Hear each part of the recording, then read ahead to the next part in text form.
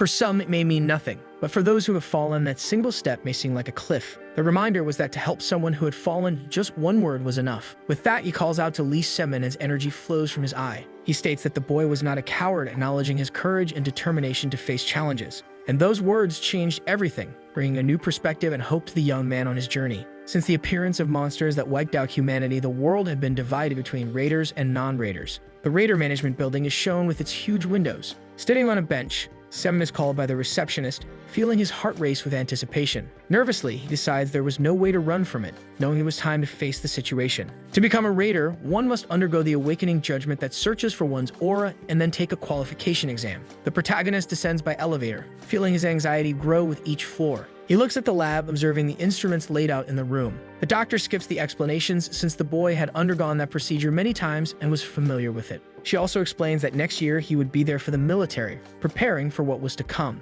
Concerned about the boy's condition, she asks if he needs counseling, offering support. It would not be possible to continue as things were since the circumstances demanded an urgent change. The boy replies that he just wanted to take the test and leave, showing his sadness. He enters the giant machine, feeling a mix of anxiety and anticipation for what was to come. The result of his test is 103, the same as previous years. Upon seeing that number, he feels saddened that it never changes, not even by the slightest amount. The doctor hands him a paper and asks him to sign it, explaining the importance of the document. There was a time when he believed it would be possible to reach his goals, dreaming of a better future. The protagonist thanks her and exits the machine, realizing how harsh reality was on him and his expectations. The clouds part across the blue sky, revealing a sunny and promising day. The boy calmly opens the door, feeling the familiarity of the environment around him. And he enters his messy apartment with scattered objects that reflect his hectic routine. He opens his computer, assuming the game rewards would have been good and satisfying. But he is surprised to see something different, something that completely changes his expectations and plans.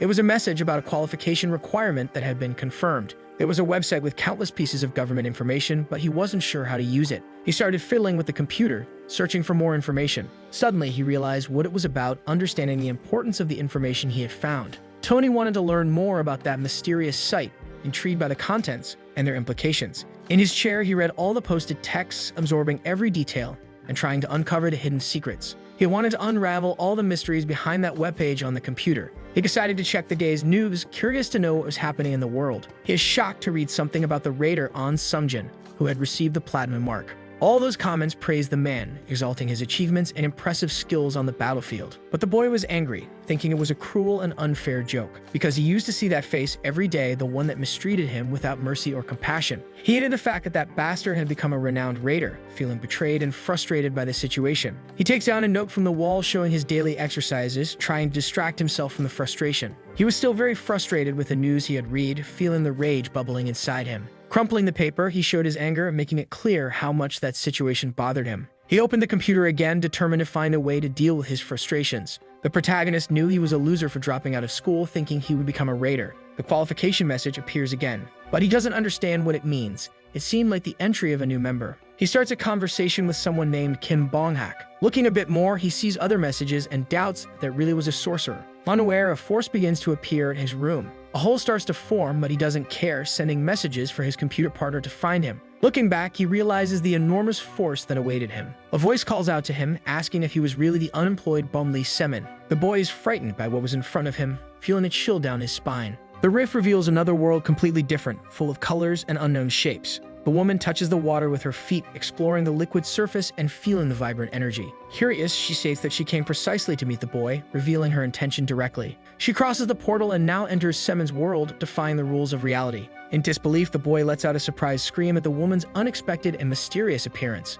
But the sorceress casts something at him, enveloping him in magical energy that alters his perception of the situation. He tries to resist but lets it slip, while the tension in the air increases between the two. She is extremely powerful with the help of her staff and asks him not to get so agitated. The air seems to leave his lungs, making it hard to breathe and increasing his desperation. The woman realizes he is very weak, assessing his condition and the need to help him. And she doesn't understand how he managed to connect to the transcendent network since his abilities were so simple. Held by the woman, the boy finds no way out, feeling the pressure of the situation increase every moment. Curious, she wants to know his identity, but he would only speak if she let him go first, determined to protect his privacy. Without thinking twice, she unties him, deciding the information was more important than caution, and he falls with his full weight to the floor, feeling the impact and sudden freedom. The girl introduces herself as Ayana, smiling as she observes his reaction and the situation around them, and she asks if he was lying about being a raider. Stammering, the boy says he's not a full raider yet, but he would become one. He explains that in his world, not everyone had enough aura to become raiders and hunt beasts.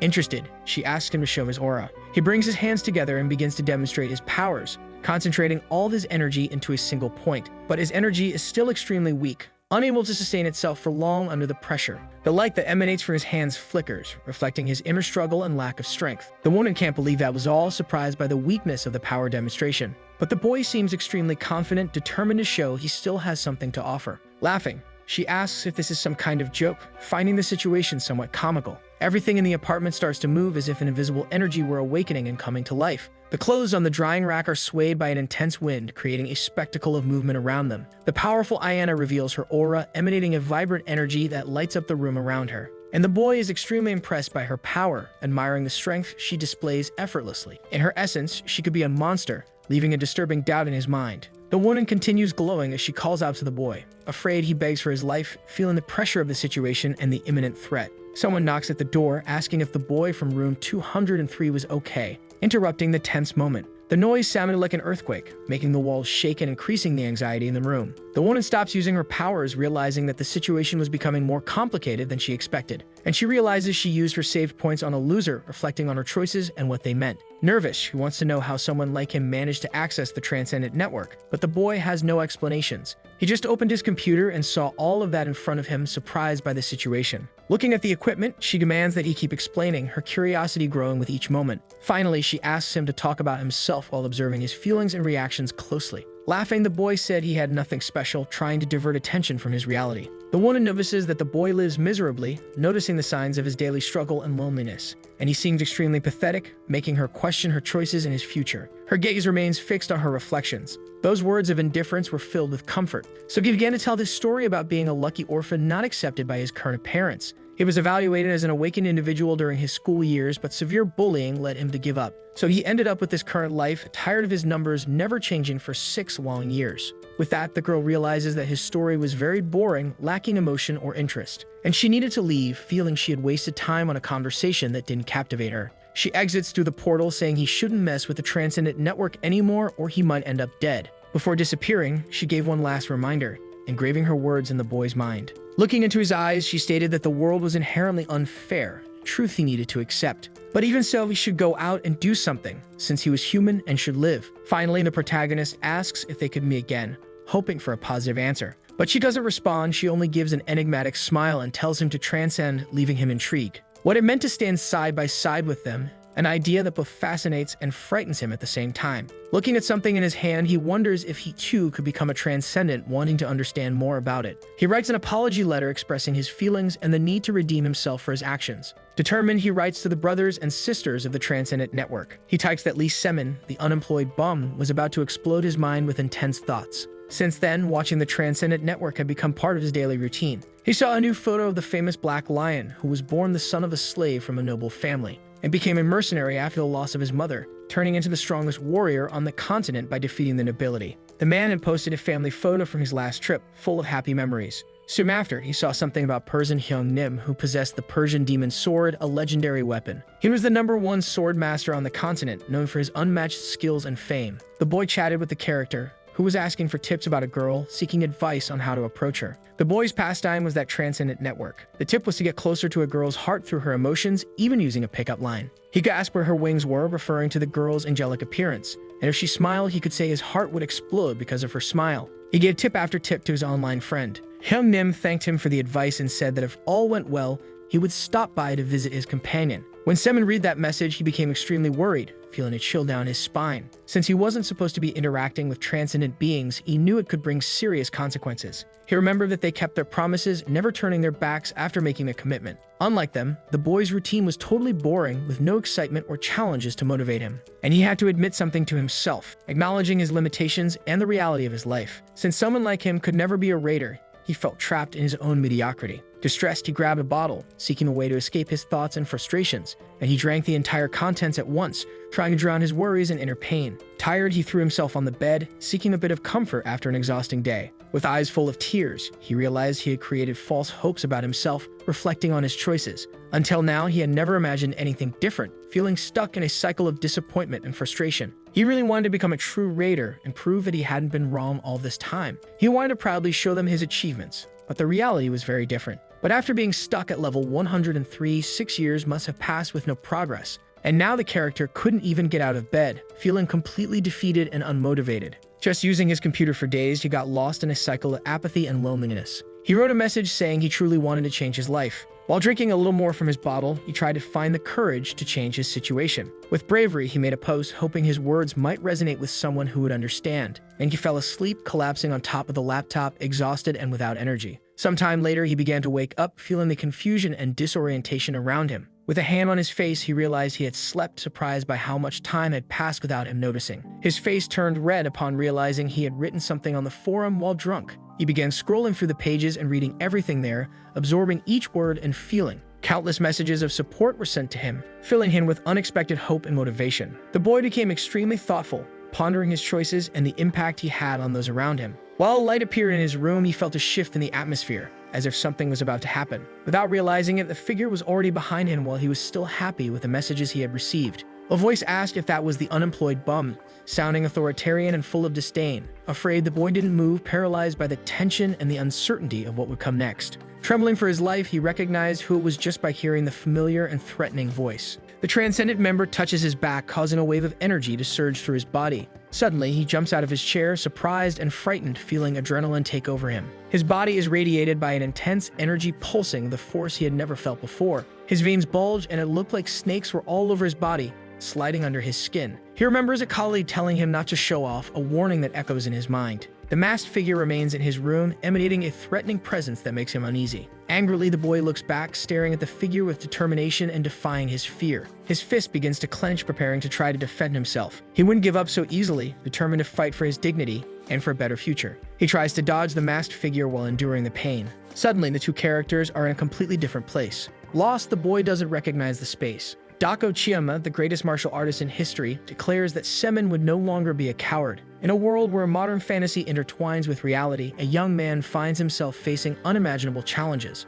Amid intense battles and surprising discoveries, he realizes that his strength is unmatched, capable of shaking even the most powerful opponents. Rumors about his ability spread quickly, drawing the attention of allies and enemies alike. His body, once used to a mundane routine, now adapts to a new reality where extraordinary powers manifest. The sudden feeling of lightness suggests that something has deeply changed within him. As he faces increasingly difficult trials, he encounters legendary figures like the Great Witch Lyanna, whose strength is admired by many. But even when facing such formidable beings, he realizes that he has the potential to go beyond, to bend the world to his will. Between battles and moments of introspection, the journey continues. Each step brings him closer to an unknown destiny where hidden secrets await to be revealed. In a moment of solitude, he looked around and realized that after all the cleaning, the only remnant of trash left in that room was himself. The feeling of inadequacy hit him, but deep down, a flame of determination still burned. Destiny belonged to the persistent, to those who refused to give up. To change his own path, he needed to become the strongest, the one who invades and conquers without hesitation.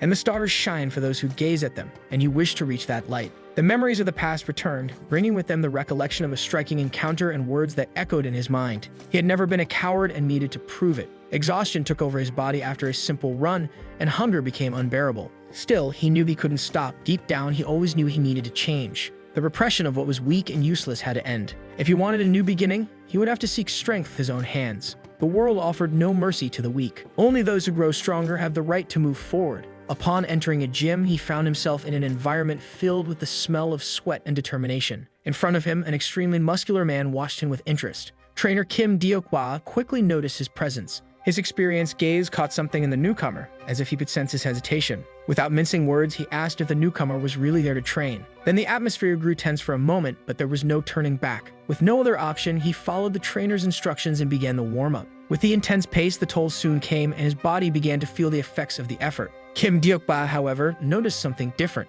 There was a foundation there, a remnant of past conditioning. Smiling confidently, the trainer assured him that with dedication he could regain his form quickly. and the training continued, and exhaustion wasn't long in coming. Gasping, he tried to catch his breath, realizing that this journey would be more challenging than he had imagined. But if he wanted to change, there was no other path to follow. His training intensified and pushed his body to the limit. Every muscle burned, every breath felt insufficient, but the trainer's words echoed in his mind. There was no room for hesitation. If he fell, he had to get up, and if he wanted to change, he had to act without doubting himself. Determined not to give up, he forced his legs to move again. His problem wasn't a lack of strength or endurance, but a lack of confidence. With a new drive, he kept going even when exhaustion threatened to bring him down. When the training finally ended, a rare feeling of accomplishment took hold of him. It had been a long time since he had felt that sensation, as if he were truly moving forward, but it was still only the beginning. Upon returning home, he remembered something important. The advice of a certain brother, Dako Chiyama, came to mind to check the tip board. Accessing the system, he came across a new challenge.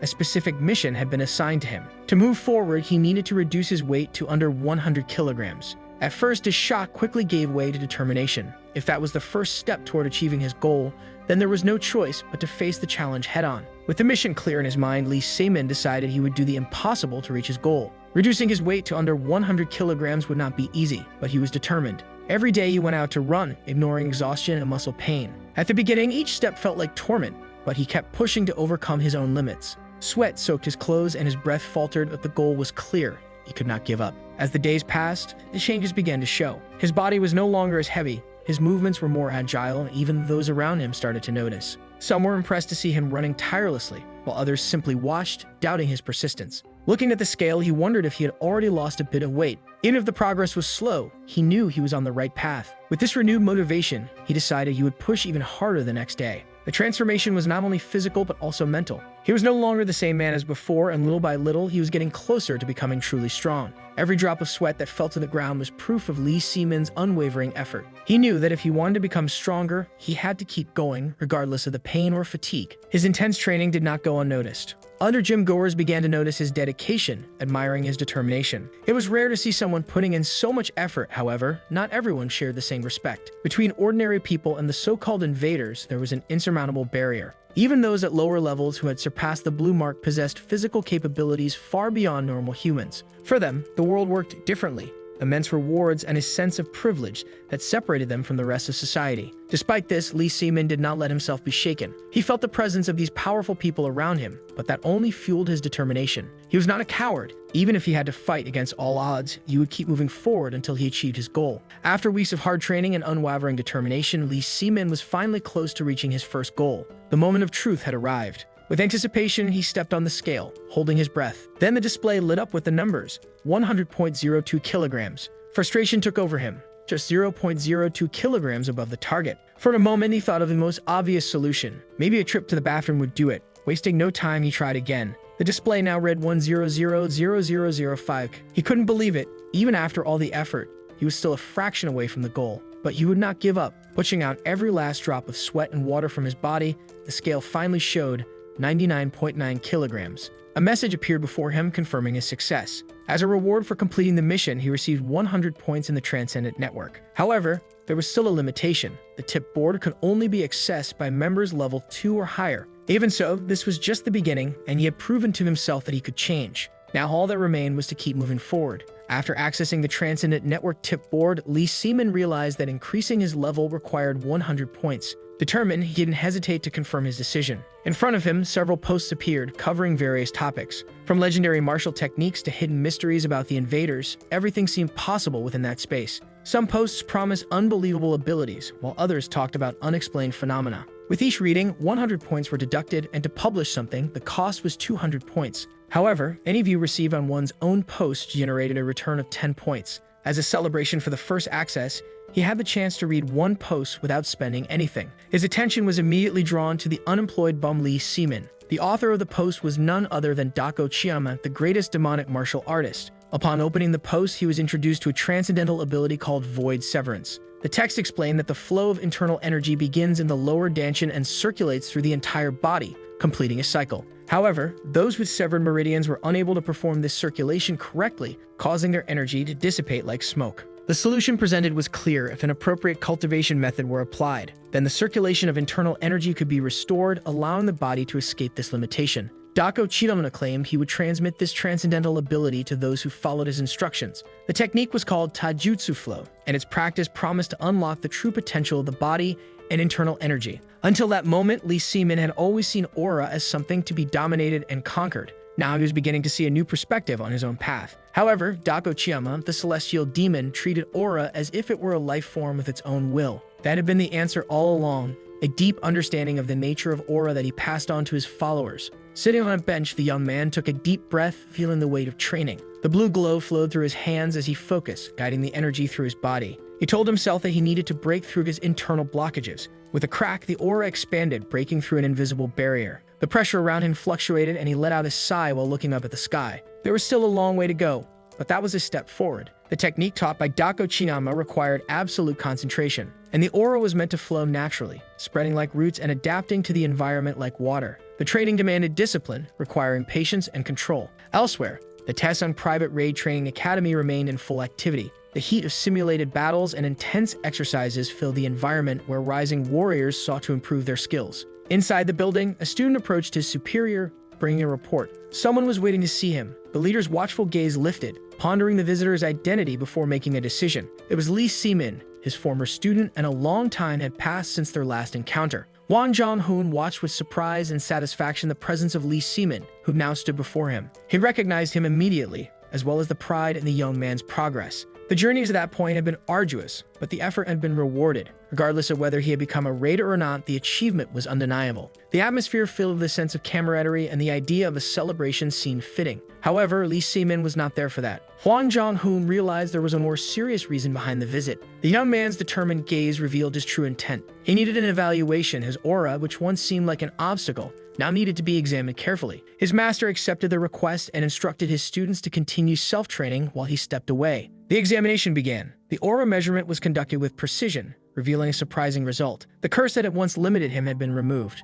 The progress he had made in just 1 month was impressive. Circulating his aura using the supreme method had been the key to overcoming that barrier. The question naturally arose: how had he accomplished such a feat? The answer, however, held no great secrets. He had simply followed the advice of someone he had met by chance, testing whether it would work. A simple act of trying opened the path to something extraordinary. Wang Zhonghoon displayed enthusiasm at Lee Seaman's evolution. Fascinated by the young man's progress, he saw an opportunity to test him even further. He proposed a sparring match, something that could benefit not only Seaman, but also another student at the academy. There was one particularly arrogant student who relied solely on the raw power of his aura. To the master, that duel would serve as a valuable lesson, a way to show him the limitations of his approach. Moreover, he was certain that Lee Seaman would have no trouble handling him. Faced with the proposal, Seaman hesitated for a moment, pondering the situation. He asked what the opponent's aura level was and received the answer, approximately 1,000. That surprised him. The master was really putting someone who had barely reached that level up against him. Doubt settled in, but at the same time, curiosity was awakened. Soon the opponent introduced himself. Jin Se, confident and unconcerned, stared at Seaman with a sharp gaze. The greeting between the two was brief. Without ceremony, the fight was about to begin. The rules were simple: hand-to-hand combat with no weapons. The match began, and Jin Se, inflated by his confidence, charged in without hesitation. His plan was clear: to defeat his opponent using only his aura. But in the heat of the battle, the first attack failed. Still pressing forward against the protagonist, he claimed that this was the end for him. But in the blink of an eye, Lee Seaman trapped the boy's legs, slamming him hard to the ground and then performing a grappling technique. Raiders, for the most part, did not usually dedicate significant time to training in martial arts, and the reason was simple: situations where those skills were useful were rare. Their battles most often occurred against non-humanoid monsters, where hand-to-hand combat techniques lost relevance in the face of efficient aura usage and powerful weapons. However, at that moment, the situation was different. There, inside the academy, the fight was not against an irrational creature, but between two human combatants. In this context, technique and strategy made all the difference. The combat began with intensity, but it quickly became evident who dominated the fight. Lee Seaman moved with fluidity and precision, anticipating each of Jin Se's attacks and responding efficiently. His opponent, used to relying solely on his aura, found himself in trouble. Strikes were thrown, but only hit air. Desperate attempts to land a blow on Seaman resulted in ineffective movements, while he remained one step ahead. The advantage was clear. Lee Seaman controlled the pace of the combat without giving his opponent any chance to recover. And that fight seemed to have only one possible outcome. Lee Seaman's victory over Jin Se was undeniable, but Master Wang Zhonghoon maintained a calm demeanor. He knew that the result was not only due to Seaman's natural talent, but also the relentless dedication the young man had shown over time. While Jin-Si blindly trusted in his aura, Seaman had shaped his body and mind through hard and continuous training. That fight had come to an end, but the impact of the victory did not go unnoticed. Lee Seaman's name began to spread, drawing the attention of other students and even newcomers who aspired to follow a similar path. Amid the whispers in the academy, comments about his impressive transformation spread quickly. And among the curious, a hesitant young man approached, showing admiration and disbelief. He asked whether Seaman's physical change had really occurred in just 3 months. The answer was direct: it was possible as long as there was determination and genuine effort. Inspired, the young man expressed his desire to reach the same level. However, before beginning any journey, he was reminded of something essential: respect for hierarchy. Before asking Lee Seaman for guidance, he should show consideration to the true leader of the place. Director Kim Deok-ba finally introduced himself. With a firm yet welcoming expression, he invited the new recruits for a more private conversation in his office. Then the atmosphere was filled with expectation, but one question lingered in the air. Would those newcomers have the willpower necessary to endure the same path Lee Seaman had walked? The new recruits demonstrated unwavering determination. Without any hesitation, they accepted the terms without the possibility of withdrawal and even stamped the documents, sealing their commitment to the training. Director Kim Deok-ba watched the scene with a satisfied smile. Youthful determination was always admirable, but the real question was whether they could sustain that drive as they faced real challenges.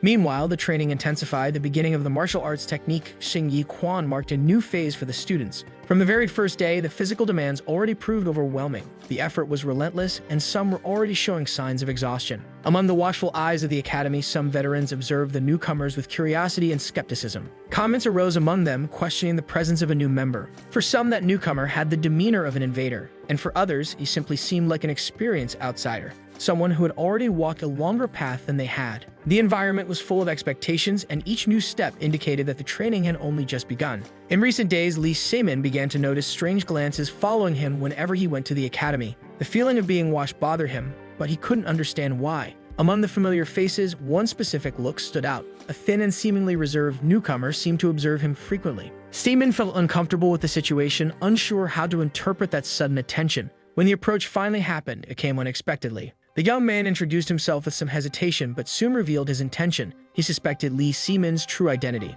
The question caught Seaman off guard. The newcomer wanted to know if he was a raider. For a moment, Seaman worried that his identity might have been compromised, but he quickly realized that the tone of the conversation wasn't hostile. With a relieved sigh, he confirmed that although he wasn't yet an official raider, he was preparing for the test that would happen in a month. Then the young man made a revelation of his own. He too was an awakened. However, unlike Seaman, his parents forbade him from following the path of a raider until he became an adult. Even so, he wanted to strengthen his abilities, seeking a middle ground between studies and training. Seaman understood the situation. Becoming a raider required more than just talent and aura. It demanded intense commitment and countless hours of dedication. But the boy in front of him didn't seem willing to give up. When asked about his motivation, he answered without hesitation. To him, being a raider was simply amazing. The profession was the most desired among students in Korea, and nothing seemed more exciting than becoming one. Curious, Seaman asked if he could already manipulate aura. The young man confirmed, though with some uncertainty. Seaman then challenged him to demonstrate it. The test would happen right there and then. Lee Seaman watched closely as the young man demonstrated his ability with aura.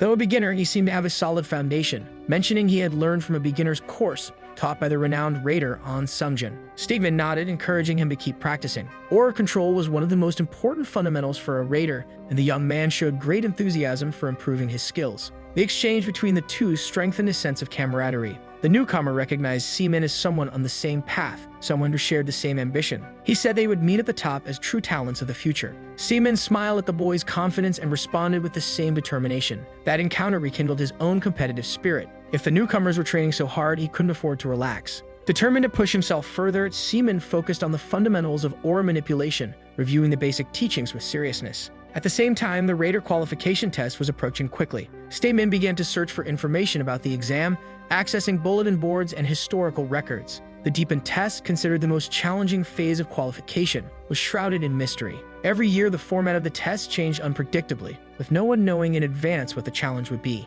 He knew the only way to be ready for anything was to further strengthen his skills. With that in mind, he intensified his training, determined to face any obstacle that came his way. Lee Seaman continued his intense preparation for the raider qualification exam, aware that even those who passed the earlier stages often failed the final deepened test. The exam was unpredictable and sparked discussions among candidates and experts. Many questioned the usefulness of certain challenges, arguing that being a raider should be about fighting and eliminating monsters. While researching the test, Seaman came across ads promising predictions of practical questions, even suggesting contacts within the association. He dismissed the idea of buying information, believing only those insecure in their own abilities resorted to such methods. During his routine, he was approached by Kim Seonha, an employee in the company that was also investing in a promising rookie. The conversation took an unexpected turn when Seonha proposed a bet between her rookie and Seaman to see who would perform better on the exam. Stegman accepted without hesitation, seeing the opportunity as yet another reason to give his all. Even more determined, he promised himself that he would make his name echo among the raiders. His training and dedication would take him to the top,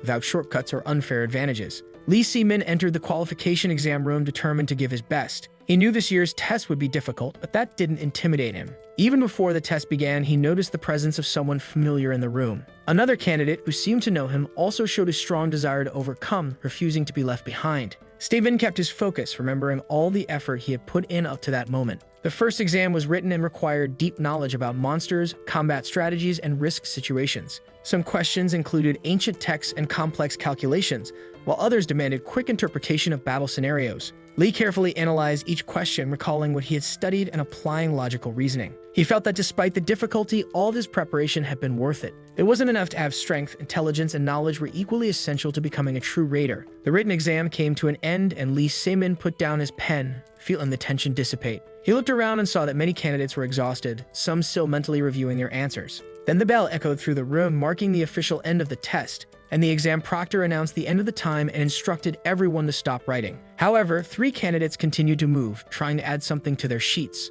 The proctor warned them, but the decision had already been made. The 3 were immediately disqualified. Shock filled the room. That moment served as a reminder that in the world of raiders, following the rules was not a choice, but a necessity for survival. The explanation was direct and firm. Following the rules was essential because any carelessness could put the entire team at risk. The candidates remained silent, absorbing the lesson. With one last warning, the examiner wished everyone good luck. Seaman took a deep breath. The written exam was just the first obstacle, but the real challenge was yet to come, the depth test. And the weight of the exam still hung over Lee Seaman as he tried to calm himself. The exam had been difficult, but he believed he had done well enough to pass. Now the next challenge would be the aura measurement. The minimum requirement for a qualified raider was 5,000, and the last time he checked, his level was at 5,100. He knew he was on the edge but couldn't let insecurity take over. As he tried to focus, he noticed movement around him. Some candidates were using aura inside the waiting room, showing confidence or maybe trying to intimidate others. Seaman felt the pressure increase, and his thoughts started to become chaotic. To dispel the nervousness, he tried to recall the teachings of the celestial demon Dako Chiyama, the harmony between yin and yang, the principles of origin, prosperity, and integrity.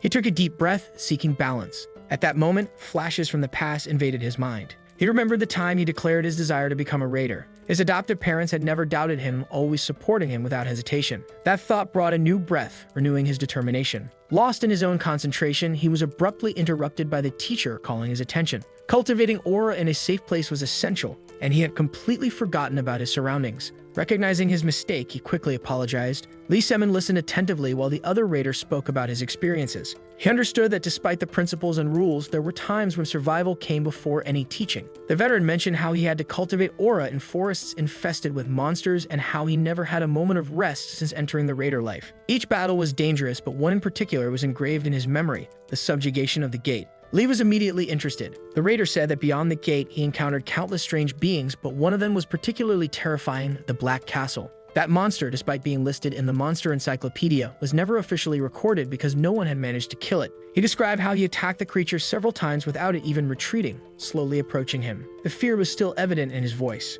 Seaman was about to ask for more details when he was interrupted by the announcement of the end of the aura measurement. His heart raced as he realized he needed to hurry. Then the site manager appeared and, realizing the urgency, promptly offered to guide him to the first floor. Seaman thanked him and quickly headed to the measurement, knowing it would be a decisive moment in his life. The scene grew tense with the unexpected announcement of an aura over 30,000. Everyone around was surprised, and the environment quickly filled with murmurs and speculation. It was a girl with a confident gaze who entered the place, but the others had not yet noticed her presence there. And the aura was so high that it shocked everyone. It was a level rarely seen among exam candidates. The news spread quickly, and even the previously calm managers seemed surprised by the information. Now the situation became more competitive and intense. Who was this person with such strength, and what would it mean for the other candidates? Like Lee Seaman, who was about to measure his own aura. The tension rose and everyone was on alert, knowing that someone with such powerful aura could change the course of the competition. Our protagonist walked through the corridors while shouting the outrageous value to be reached, 30,000.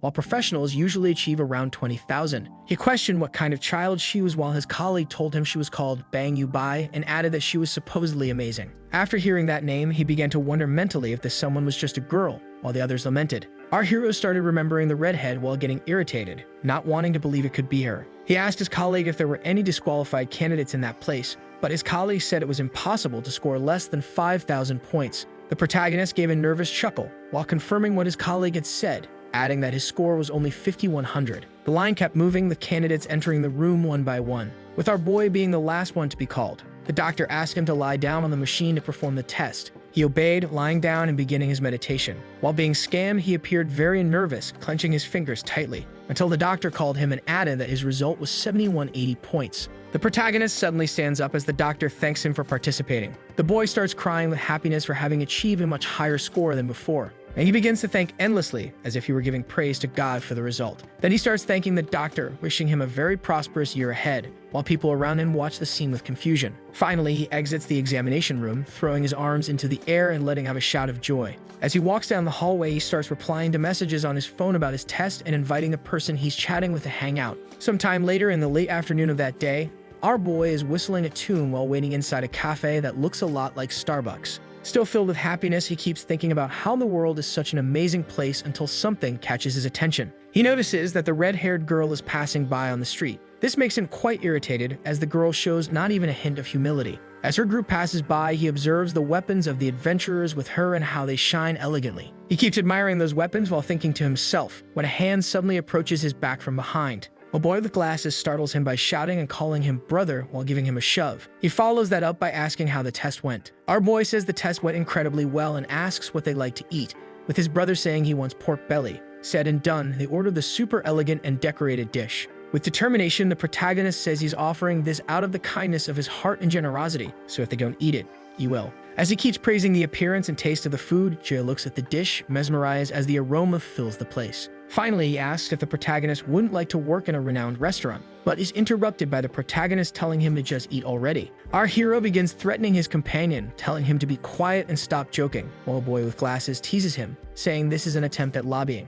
Suddenly, the door opens with the bell ringing. The red-haired girl's group enters the place with everyone accompanying her. They are immediately attended to and given a table for 5 adults, while the protagonist gets extremely irritated by what just happened. The girl draws our hero's attention, greeting him and saying they're meeting again. Before he can respond, she turns to her companion Yubai and says that this was the one who said he'd chew her up. Hearing this provocation, Yubai introduces herself with a surprised expression while our boy also introduces himself somewhat awkwardly. Semin wonders in his mind if that girl is the one with the 30,000 aura. After the introductions, the group starts to walk away, but the protagonist asks them to wait a moment as he calls out to Seonha. Because she had mentioned a bet he was supposedly involved in, but irritated, he insists he never agreed to it. Later that night, the protagonist's friends are thanking him for the meal as they walk down the street. Jimin asks who those girls were that talked to Semin earlier, adding that they were very beautiful. But the boy simply says not to judge people by their appearance. Next, he jumps on his friends and tells them to choose their friendships wisely while inviting them to karaoke for a second round. While they're walking happily, he suddenly feels something strange,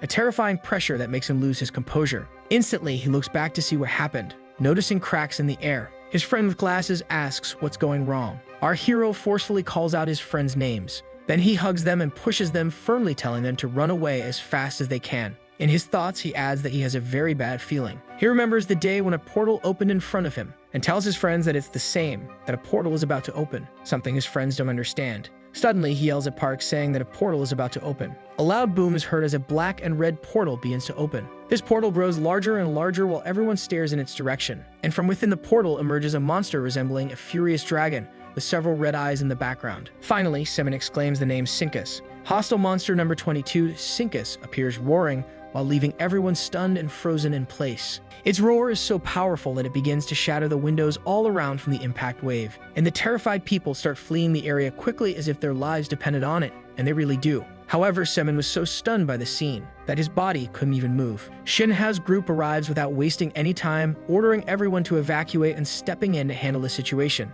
Shin orders Yubai to take charge of escorting the rescue team just before the battle begins. As the fight starts, we are given an explanation of what this group is, the Iron Horse Company. This association is not among the top 3, but it is known for its small elite unit. The battle begins with Sinkas striking the group's tank with its tail, the tank blocking with his shield. Xian charges forward while slicing at the monster's tail as she runs toward it. However, before she can finish her strike, she notices something. More monsters begin to emerge from the portal. Dangerous monsters, identification number 8, Jorg. Huge, tooth-filled dogs exit the portal. They ignore the swordswoman running right past her. In desperation, the warrior yells for someone to stop the attack, but it's already too late. One of the monsters bites down on a civilian's arm, making him scream in pain while crying out for help. Our protagonist watches this from a distance, shocked and frozen. He says in his thoughts that he should take action and help the civilian, reflecting that he trained for years for a moment like this. He ends his thought by shouting internally for his body to move, but surprisingly, it's Ja who attacks the monster. With strong determination in his eyes, Park strikes the canine with a wooden plank, knocking the monster away. However, the monster only becomes more enraged and prepares to charge again. The dog lunges once more at the boy, who uses the piece of wood to defend himself while the protagonist watches in the background. In his observations, he notices that even though Jay had no training, he still fought masterfully in that battle. He finishes his thought by calling him a genius, just as Park kicks the monster. More monsters appear to attack him while the protagonist continues watching, reflecting that his friend could become a great invader. But then one of the dogs manages to reach him, biting his shoulder brutally. Park falls to the ground, his arm taken by the beast. Seeing this scene finally pushes our hero to take action, rushing toward his friend. The dog stares down the boy while holding Park's arm in its mouth. This sends Xian into total fury, screaming for her teammate while her aura seems to surge. She runs toward the monster, preparing a punch. But suddenly a spear passes by from behind her, striking the monster before it can reach her. An invader in the background asks if Xian is okay, and she confirms she is, but yells that her friend is seriously injured. Our protagonist picks up his friend in his arms, pleading for him to hang in there, and his friend quickly replies that this isn't his time yet. The rescue group quickly rushes to assist Ja. Right after, our protagonist swiftly applies a bandage to what's left of his arm. He looks at his friend with extreme concern, reflecting that he used his aura to stop the bleeding, but that the situation was far from favorable. The monsters nearby take advantage of this moment to quietly approach the boys. But Xian from behind screams with rage, drawing the monsters toward her. Her aura echoes down the entire street, catching the attention of all the canines. One of her teammates asks if she's okay, to which the woman simply replies that she's fine and that the monster is too fast for something so large. She adds that she's trying to hit a vital point, but that it's difficult to reach the monster's head. Her teammate says that the Guanga rescue group has arrived, so they could try attacking together and finish the monster. And no sooner said than done. The monster is caught off guard by the simultaneous attacks. Without wasting time, the redhead and her group already position themselves to strike. Xian jumps across shops and signboards to gain more altitude. She finishes by leaping directly at the monster from above to attack it from the air. She prepares a solid thrust with her ninjato imbued with aura, and as she delivers her blow, she shouts for the monster to just fall and leave this world. She pierces its head in a devastating strike that causes a massive shockwave, slamming it to the ground. The monster mutters while staggering after the blow, but in the end it collapses onto the cracked ground and slowly fades away. Sinkas is no longer moving, and one of the invaders thanks everyone for their work while another calls for the healing team. The portal begins to close, only 10 seconds remain until it's all over. But something bothers our protagonist, who keeps staring at the portal, thinking it feels like something is still there. And there really was a huge humanoid monster with massive fangs. Our hero stares in fear at the scene because what's in front of him is an orc. The portal, which should have been closed, remained open. Our hero keeps staring at it, terrified. From inside the portal, the creature continues staring at them. His injured friend calls out in pain, saying, "Hyun." Semin immediately responds, calling out to his friend and asking if he's okay. But his friend is only worried about the civilian. Our hero confirms to his friend that thanks to him, the man is safe. Jae adds that he didn't ask for that, but in the end, he turned out to be a good invader. A bit saddened, our protagonist simply agrees with those words while holding his friend in his arms. Looking at him with a gentle expression, he confirms once again, Inji was absolutely right, he did a good job. The next morning, our protagonist is running a marathon while reflecting on what happened. The damage to the city had been restored and everyone returned to their normal lives. However, fighting monsters is much harder than expected. If help hadn't arrived, it would have been the end for everyone. The boy spends the entire day training, and now at night he's at the gym lifting weights. He starts to intensify his workout while remembering what happened and the damage that monster caused to his friend. A mustached man enters the gym and says it's already time to go home. The protagonist puts the weights back in place and asks what time it is now. The man simply repeats his name, Semin, while taking a deep breath and asking if he'd like to go out for a drink with him. Now another place, at a street shop. They are drinking together as the man apologizes for what happened to Gun Inja. Semin asks the man if he knew that he was an awakened, which the director confirms he already knew. Our hero continues. He says that even though he was awakened at that moment when he should have acted, he just stood there. And he gowns another shot while the director just listens silently. Our protagonist goes on to say that because of his hesitation, his friend ended up in that condition. In the end, he asks the director if it's okay for someone like him to become an invader. The boy looks down, ashamed, while the man just watches him in silence. To break the ice, the director says he used to be a boxer before opening the gym, which surprises the boy. The man gets a little annoyed and tells him not to look at him like that. When he was younger,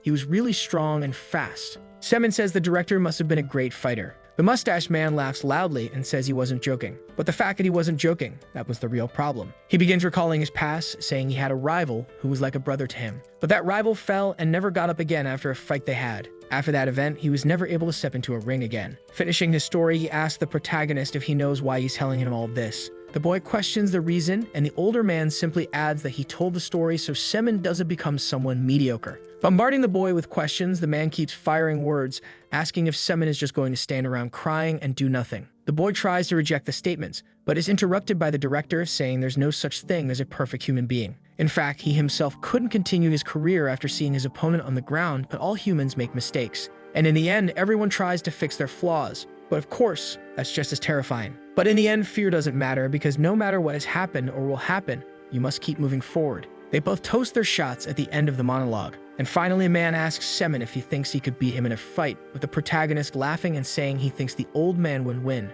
The old man, excited, says that compared to today, his younger self was super scrawny and weak. But he adds that even so, if he fights the boy today, he might lose because of his age. But in the end, he's still stronger than an average human, finishing his speech by saying he believes Semin will become a great man in the future. Semin drinks his last shot and firmly states that yes, he agrees with the old man. The next day, in another place called Tason Academy, our protagonist was training in virtual reality with the help of his instructor. He was currently repeating combat simulations against Zorgs, the same Nightwolf from his trauma. And it was clear how determined he was to do well in his training, with his aura filling his sword. Next, the virtual wolf appears in front of him, and without wasting time, it charges at the hero. But he instantly defends himself, using his sword to block the canine's jaws. He ends the combat with a swift circular movement that slices the monster in half. The monster begins dissolving into the air while the protagonist starts to relax his body, reflecting in thought that the monster was far too weak, and his trainer yells at him saying that Semin should not give in to fear or anger, then asks him if he wants to continue, to which the hero simply confirms,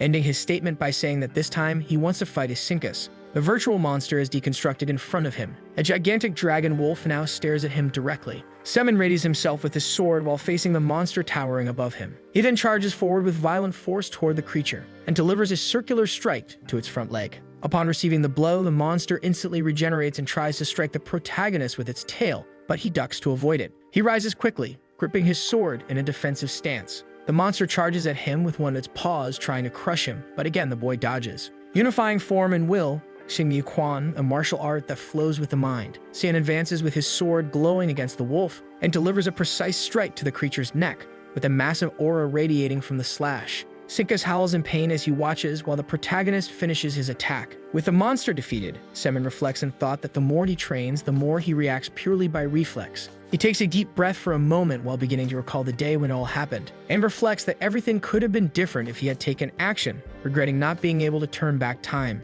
Sinkas is summoned again, this time in the second stage of the simulation. The monster, even bigger and stronger, roars at the protagonist, who does not flinch and already prepares for another battle. We fast forward in time to the day of the second test, now present at the Coliseum for another trial. Our protagonist is wearing a uniform similar to a police uniform in the middle of the crowd. One of the staff members asks what kind of weapon the boy will use, and he requests a sword. But when he grabs the wooden sword, he reflects in thought that it's poorly made even for training purposes. Around him, it's said that there's an immortal present, someone with a platinum mark, Li Yun, who's overseeing the exam. At the Coliseum microphone, a classy man with glasses begins his speech congratulating those who passed the first test and explaining the second. Now the test will be a rescue scenario. The equipment of those present has sensors that will disqualify them if they receive a fatal hit. The rules are simple. Defeat as many opponents as possible and be the last one standing. After signing the contract, all that's left is to enter the testing area. In the end, he wishes everyone good luck. The massive gate opens, revealing the sun outside, a vast, sunny park filled with trees.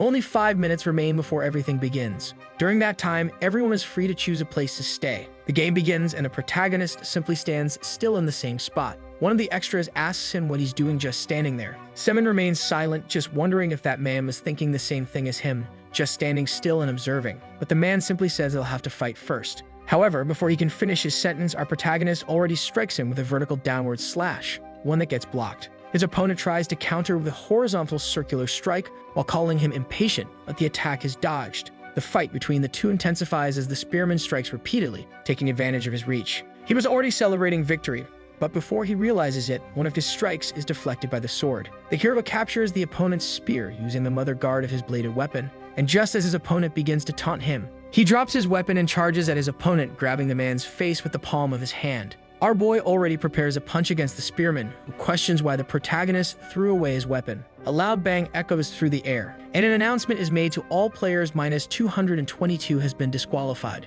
Player number 13 has achieved the first kill of the event and will receive bonus points for the first victory. Sion picks up his sword again and begins walking through the area. Meanwhile, the evaluators are watching everything through the cameras, commenting on the first kill. Upon hearing that player 222 is defeated, a member of the Hosen company is surprised by the news. He reflects in disbelief, wondering how someone could have defeated that specific player. Another man present from the Renegades faction says he heard about a new member in the Iron Horse this year. Yet another in the viewing booth from the Infinite Society says he heard about someone with an aura over 30,000. Semin is also there and says that person is very enthusiastic. Reflecting further, she thinks he seems very optimistic and that she believes he's someone she can trust. Several fighters fall one after another. Fighters 185, 89, and 77 all fall around someone with long hair. Player 172, 3 consecutive kills. This player is Yubai. The greatest martial artist of all time, the celestial demon Dako Chiyama, once said that fighting using your aura means subjugating your enemy's entire universe to your favor, fighting monsters on a completely different level than hunting animals with firearms. Because in battles against monsters, you must stab through your own life and your own world. That's what it means to battle between invaders. With a single blow, the protagonist sends both players flying with extreme ease. Player number 156 and player number 66 are now out of combat. Watching from the booth, the members praise the hero's speed. As they wonder where he came from, the man in the dark suit asks if he would be a good candidate for the Wuluk Association. The redhead jumps up from her chair in shock. One of the men present asks if she knows who he is, and Semin shouts that yes, she knows him. Back in the game, we see one of the participants terrified while holding his sword. Yubai charges at him at extreme speed, wielding her weapon, and strikes him with a precise thrust to the chest. She takes a deep breath after defeating her opponent. Another player, number 27, is now out of combat. The girl reflects in thought about who her next opponent might be, until she hears something in the background that catches her attention. And when she turns around, she's face to face with the protagonist. She tries to remember who he is, recalling the day of the wolf attack, remembering that he was just trembling with fear and couldn't do anything.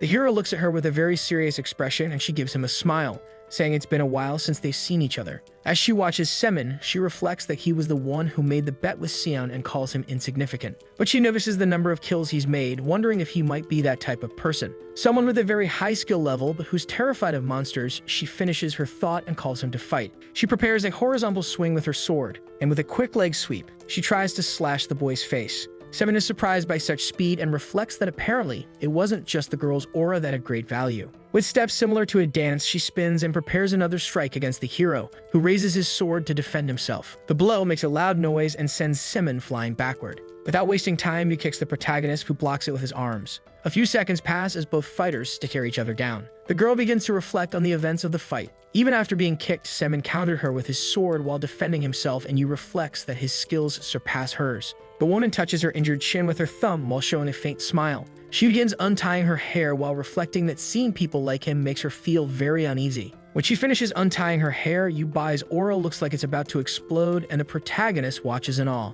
That woman had the aura of a monster. Then we're taken to an explanation about the sword of Fukma, which means to subjugate. This causes someone or something to yield to it. But at the same time, that sword contains a demon. The one who wields it may become corrupted and submit to it. The girl calmly prepares her next attack. Meanwhile, the hero reflects that hers is an extraordinary aura, and he has no idea how someone can emit such power like a monster. But as he stares at her, he reflects that yes, he was very scared on the day of the monster attack. Then taking a step forward, he finishes his thought while facing his opponent with determination. He positions his sword toward her and prepares his aura for battle. The girl says to Semin that he looks different from the boy she saw last time, and our hero cynically replies that he adapts easily to situations, finishing by saying that he can't just run away again. They both stare at each other, Semin with seriousness and Yubai with superiority and malice. face to face in a final moment after the dialogue. And the first offensive move comes from Yubai, who charges quickly at the protagonist. He grips his sword tightly while gritting his teeth, preparing for impact. But before anything begins, time runs out.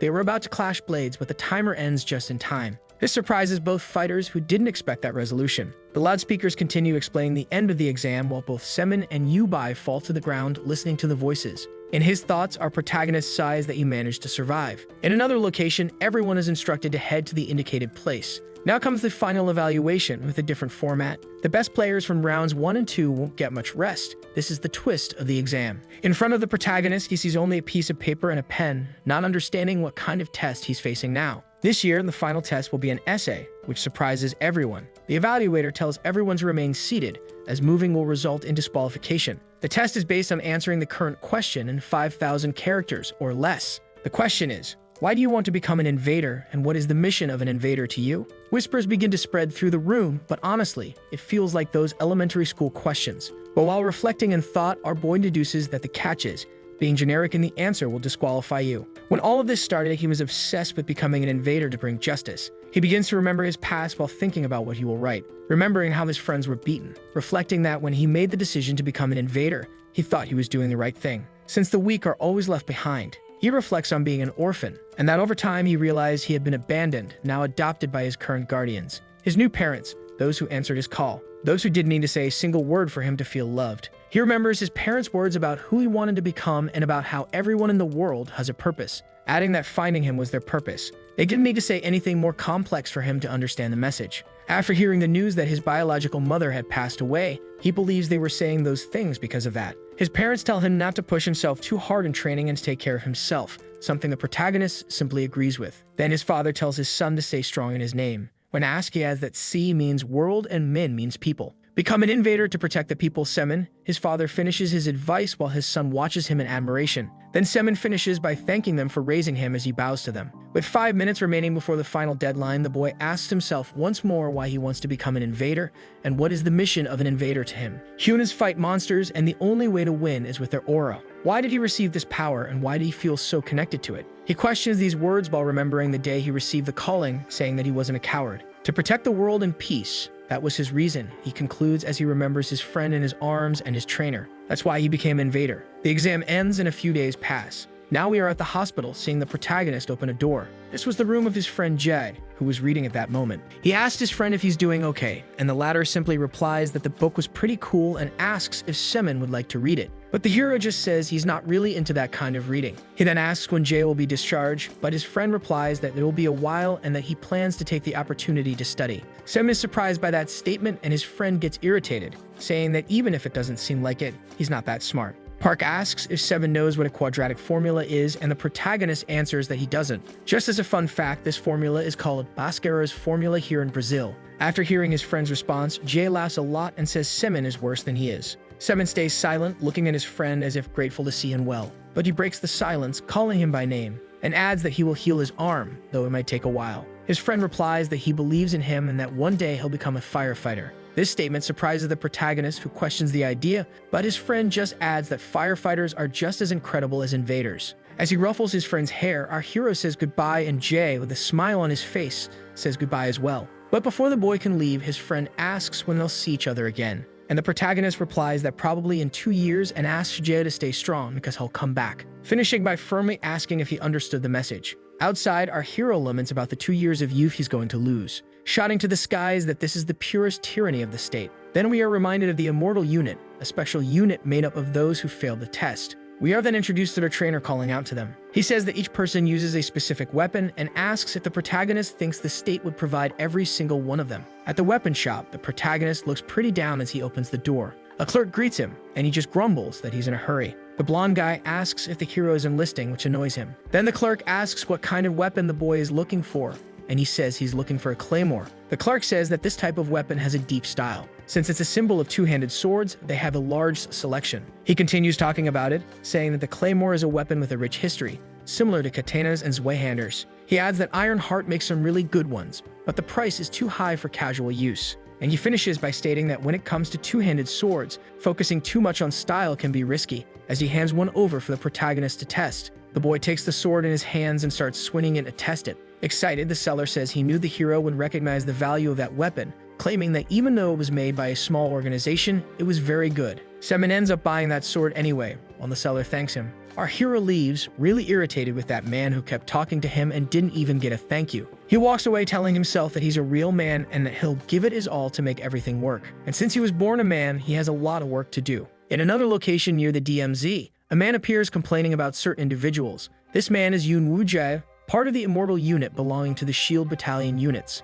He goes on saying that sometimes fools like them show up, and ends by asking the hero if he's ever seen a soldier buy weapons before enlisting, with the boy apologizing. The man asks who told him to do that, and the boy sheepishly says that the people around him told him to. Our boy laments in his thoughts that those people tricked him. Yum asks the man beside him, Gil Hoon, what he thinks about the situation. Gil says he'll make sure the one in front of them becomes a proper person. Then he calls the protagonist's attention by calling him a rookie. Finally, he tells him to follow. The two of them go together to what appears to be a convenience store. He ends by saying that the corporation is only being tough on him because he's a new recruit, but he's not sure if Semin will recover his sword.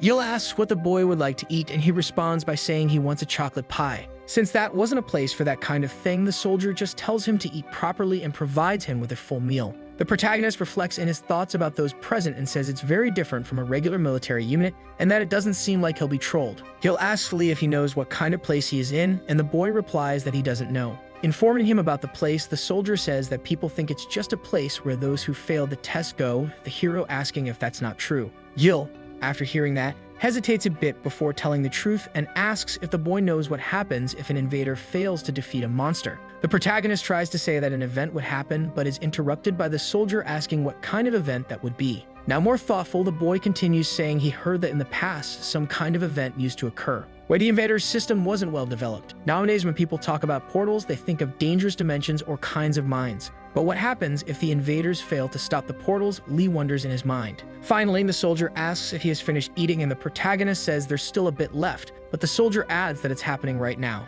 They go outside, and the soldier, with several high jumps, positions himself above an observation point, which impresses Semin due to Gil's incredible agility. Already at the top, he tells the boy to climb up to the place, which is obeyed, with the protagonist also climbing, apparently with a single jump, something that impresses the soldier, who praises the boy. He asks if Lee can see the forest in front of him. The northern part of the DMZ is soaked with monsters. He says it's like hell on earth, while we see various monsters fighting each other in that area. Our protagonist is speechless, just observing the place. The soldier finishes by saying they exist to prepare for the worst. Gil asks if Lee is scared, a statement that is denied. Our boy keeps thinking about everything that had happened, and determined, looking at the landscape of chaos before him, he affirms to himself in thought that now is the time to start from the beginning. The next day at 5 a.m., Lee's alarm clock rings, and he gets up immediately. He leaves his room silently and heads to the hallway. Our protagonist salutes the immortal present there, and he says that Semin is quick as expected. He asks what Lee brought for breakfast that day, and Semin explains it to him with a huge list. Our boy gets water from the faucet and starts heading back to his room, mentally counting down.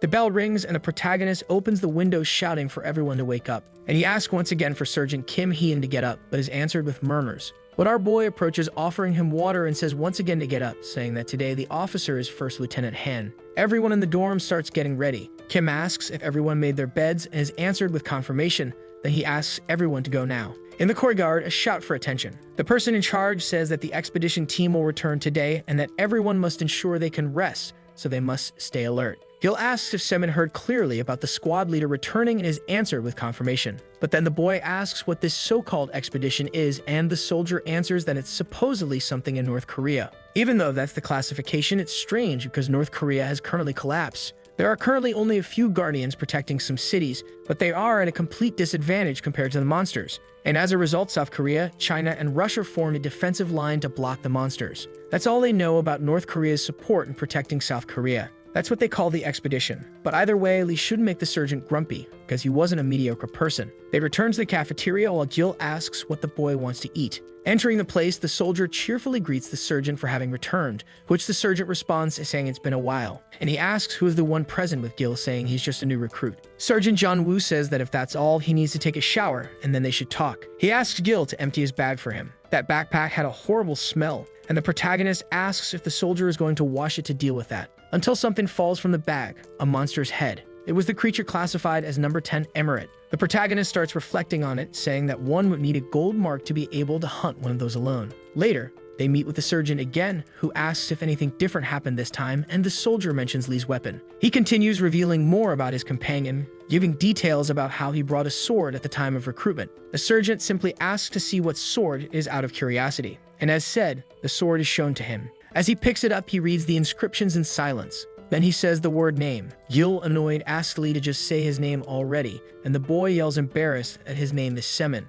The surgeon asks if he really liked that weapon, and a bit uncertain, the boy affirms that he does. Jiang gives a very serious look to Semin and asks again if that's true, because if it is, he should keep using that weapon. And he asks if Lee came to that place prepared to be an invader, which is confirmed with a yes. The surgeon says they'll talk more later after he rests, so he tells the boy to go do his job. Gil strikes a pose while watching and asks Lee if he liked the surgeon, and the boy just hugs his sword, very happy, saying yes. Adding to that, the soldier says the surgeon doesn't smile much and asks where that weapon came from, with the protagonist saying it came from the Jioshan metal industry. Gil adds that the company belongs to Jun's father, with Lee asking in surprise if that's true. The protagonist asks if the surgeon is really that scary, and the soldier simply says that if he does his job right, everything will be fine. Lee says that really sounds like the army, and Jill asks if that's something to say. Later that day, during sunset, everyone gathers in the courtyard once again. Calling Semin's attention, the officer shouts his name and is answered immediately. The officer orders Semin to explain what Brucus is, and Lee answers that it's system number 23, Brucus,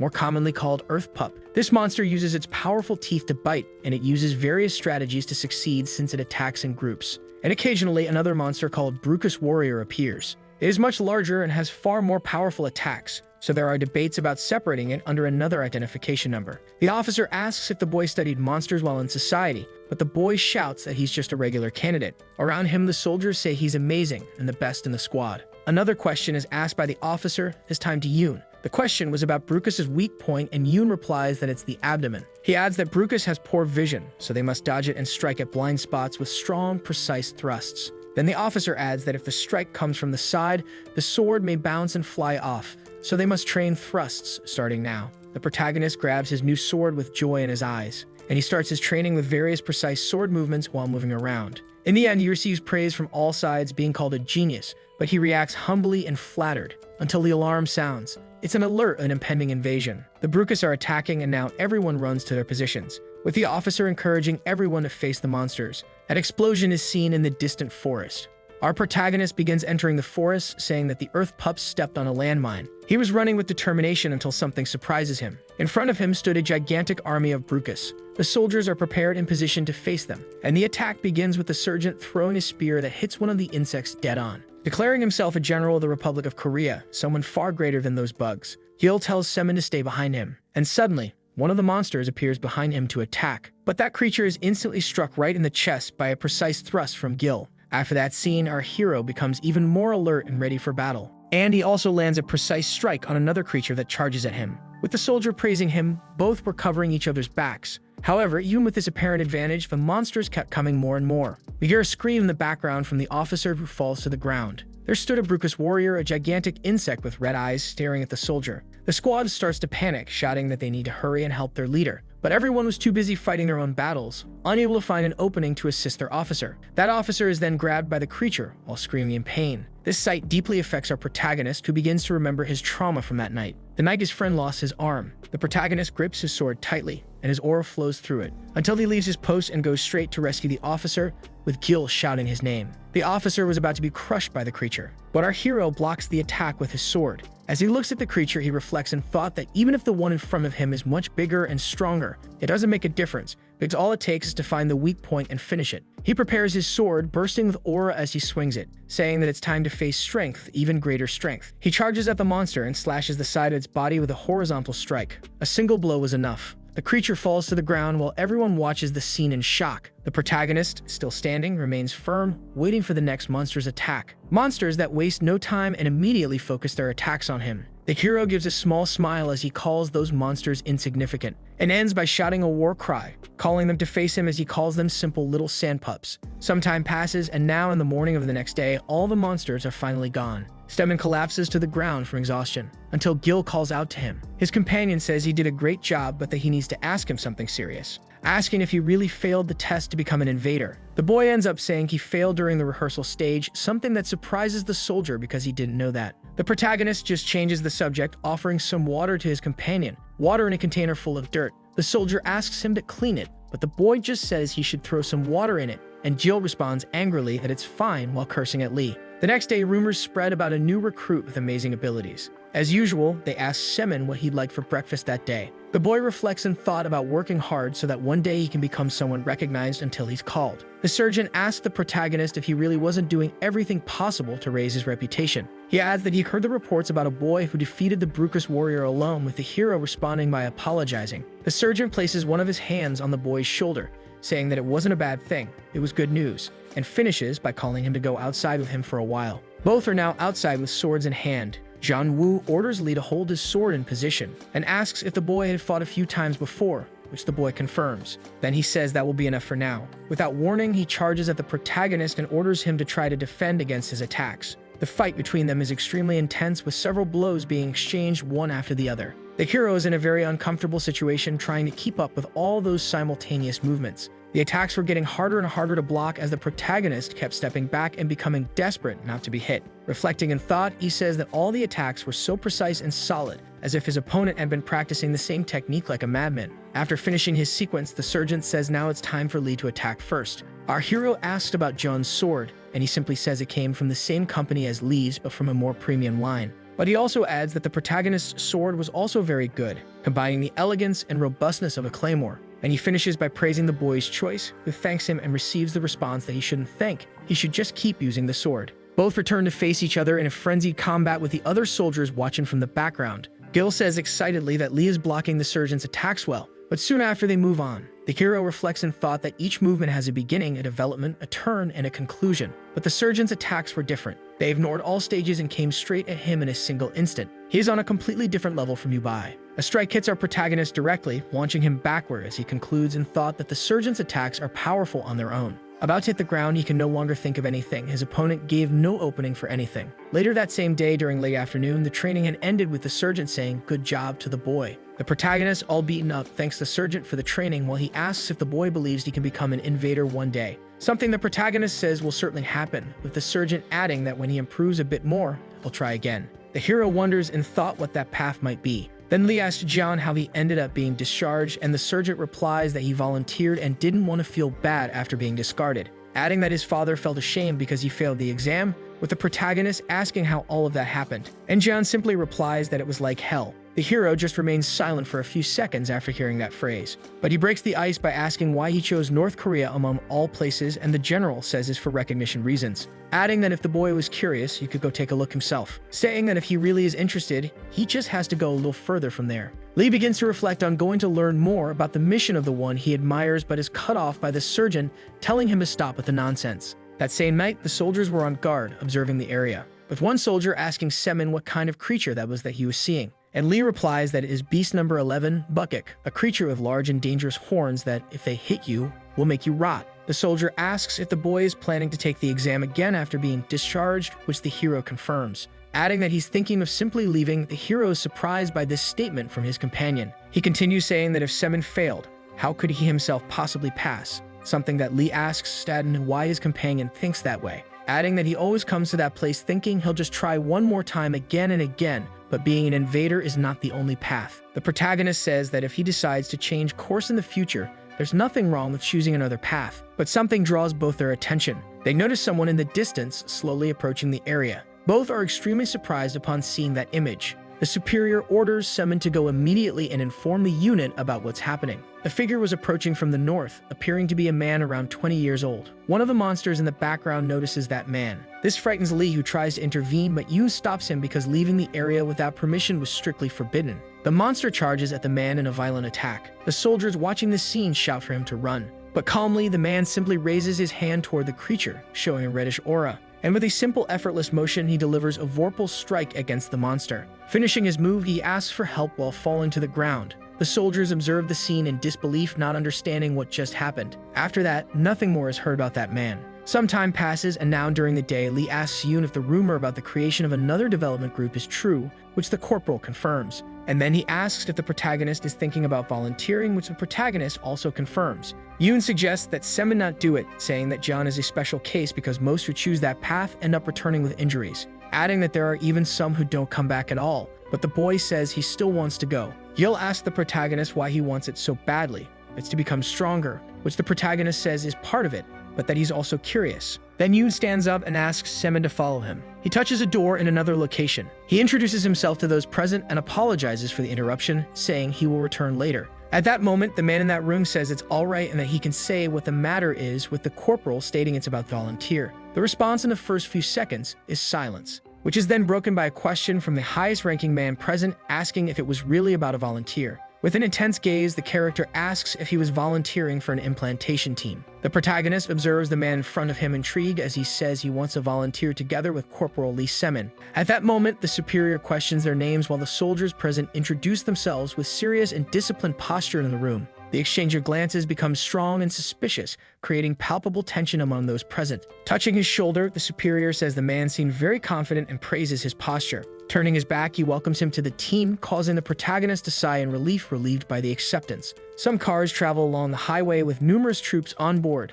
The soldiers talk about the motivations that led them to volunteer, sharing personal stories and experiences. Corporal Yoon sees no reason not to volunteer, firmly believing in the importance of his mission and duty. He was already at the point where he should be promoted to sergeant. Besides that, he had noticed that the new recruits seemed nice, and the boy beside him looked like a fun person. The more experienced soldier warns the recruit to take care of him in North Korea, threatening him. As the vehicle moves, a soldier criticizes the current army, and another asks about the corporal's participation. The voice asks all of them to gather. First, the man expresses his immense gratitude to those who volunteered, and begins giving the information about the destination, Kakshin in the South Pyongan province. A soldier asks about the meeting with the North Koreans, but the officer responds that this information is confidential. The officer announces they will depart right after lunch, while the soldiers respond with firmness and discipline. A soldier recognizes the man in front, questioning if he is Major Kim Kyujin, the one responsible for the mission. The piercing gaze of Major Kim Kyujin causes discomfort, leaving the soldier uneasy and chilled by his intimidating presence. The scene shows the entrance to the DMZ, demilitarized zone surrounded by barbed wire, highlighting a sign that prohibits entry. The monsters are extremely sensitive to sound and smoke, suggesting that any carelessness could be fatal. Together, the soldiers advance through the forest carrying heavy backpacks. Two characters walk together while one of them questions the corporal, saying the place doesn't seem that threatening. The silence draws attention, making them suspect it was too quiet, not even a single sparrow in sight. As they march, a reflection arises about the reason for not encountering animals in the area. They conclude it's due to the massive number of monsters present. Taejakai, with glowing energy, seems restless since early on. A soldier calls for Corporal Yoon, holding his arm and asking him to pay attention to his surroundings. Looking down, he realized there was something at his feet. Without time to react, something exploded and the men were thrown away. Observing the scene, the others already knew it was a statum, a hostile beast, number 185, that hides underground and triggers explosions by releasing shockwaves through its snout. The soldiers were thrown far away, launched by the force of the impact, unable to grab onto anything. One of them, in a moment of desperation, held onto his friend while trying to grip tightly onto the trunk of a tree.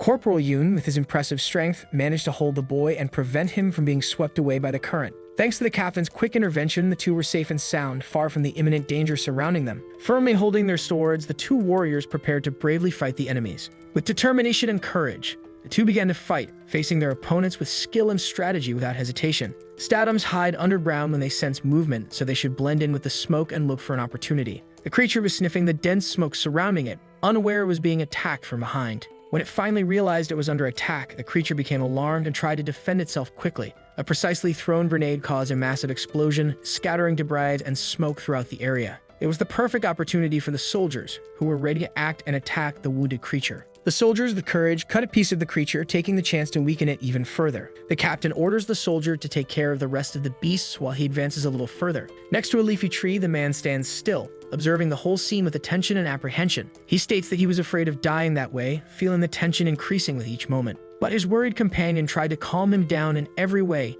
using encouraging words and comforting gestures. A shimmering and intense light sets the character's entire body ablaze, creating an atmosphere of despair and chaos. Major Kim Kyujin, with his firm posture, displays triumphant smiles even in the face of the alarming situation at hand. Seeing that terrifying scene, the boy is startled, feeling his heart race in his chest. One of the soldiers, with a serious expression, is holding a suitcase in front of the officer, awaiting orders. Curious and restless, the protagonist already wants to know what's inside the mysterious suitcase being held. The sunlight shines intensely and radiates through the clouds, creating an impressive contrast in the sky. The atmosphere around them was thick with tension as everyone awaited the unfolding of the approaching events. The major congratulates his soldiers for the good works, stating that the 2 injured would return to the main unit. He emphasizes that beyond that point, return would be impossible. One of the men comments that it really looked like hell, while another says he heard that statums are extremely rare monsters. Despite everything, everyone enjoyed the experience and wanted to see what awaited them ahead. At the end of day 1, the 2 injured returned to the main unit.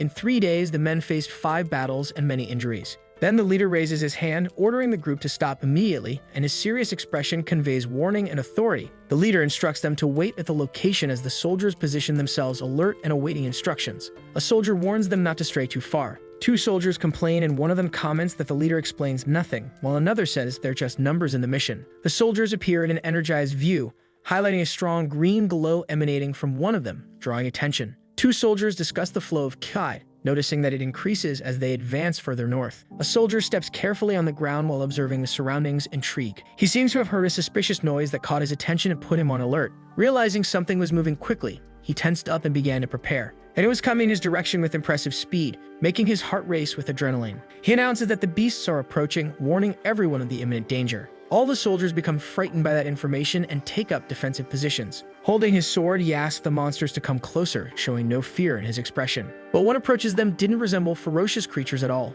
surprising the soldiers. The North Korean troops encountered the South Korean troops, creating immediate tension in the air. The soldiers become frightened upon realizing they weren't beasts but humans like them. The change in the monster's habitat caused more beasts to emerge in that area, further complicating the situation. The captain, sensing the tension, begins to shift the topic to something lighter and more relaxed. And Major Kim Kyujin asks the soldier to approach with the silver suitcase. It was a large silver suitcase that seemed to contain something important and mysterious inside. The character's gaze is intense, reflecting her curiosity and concern with the current situation. From a distance, the soldier observes that conversation, paying attention to every movement and word exchanged between them, while his impatient companion tells him to mind his own business and not interfere. They go back to talking about the confusion that occurred over the appearance of the beasts and that mistakes were common. He questions whether the sergeant wasn't curious about something that involved their own lives, but he didn't want to risk his life. He thought it was easier to play blind to some of life's complicated and uncomfortable situations. Thoughtful and reflective, the young man agrees with that statement, considering the implications of his words.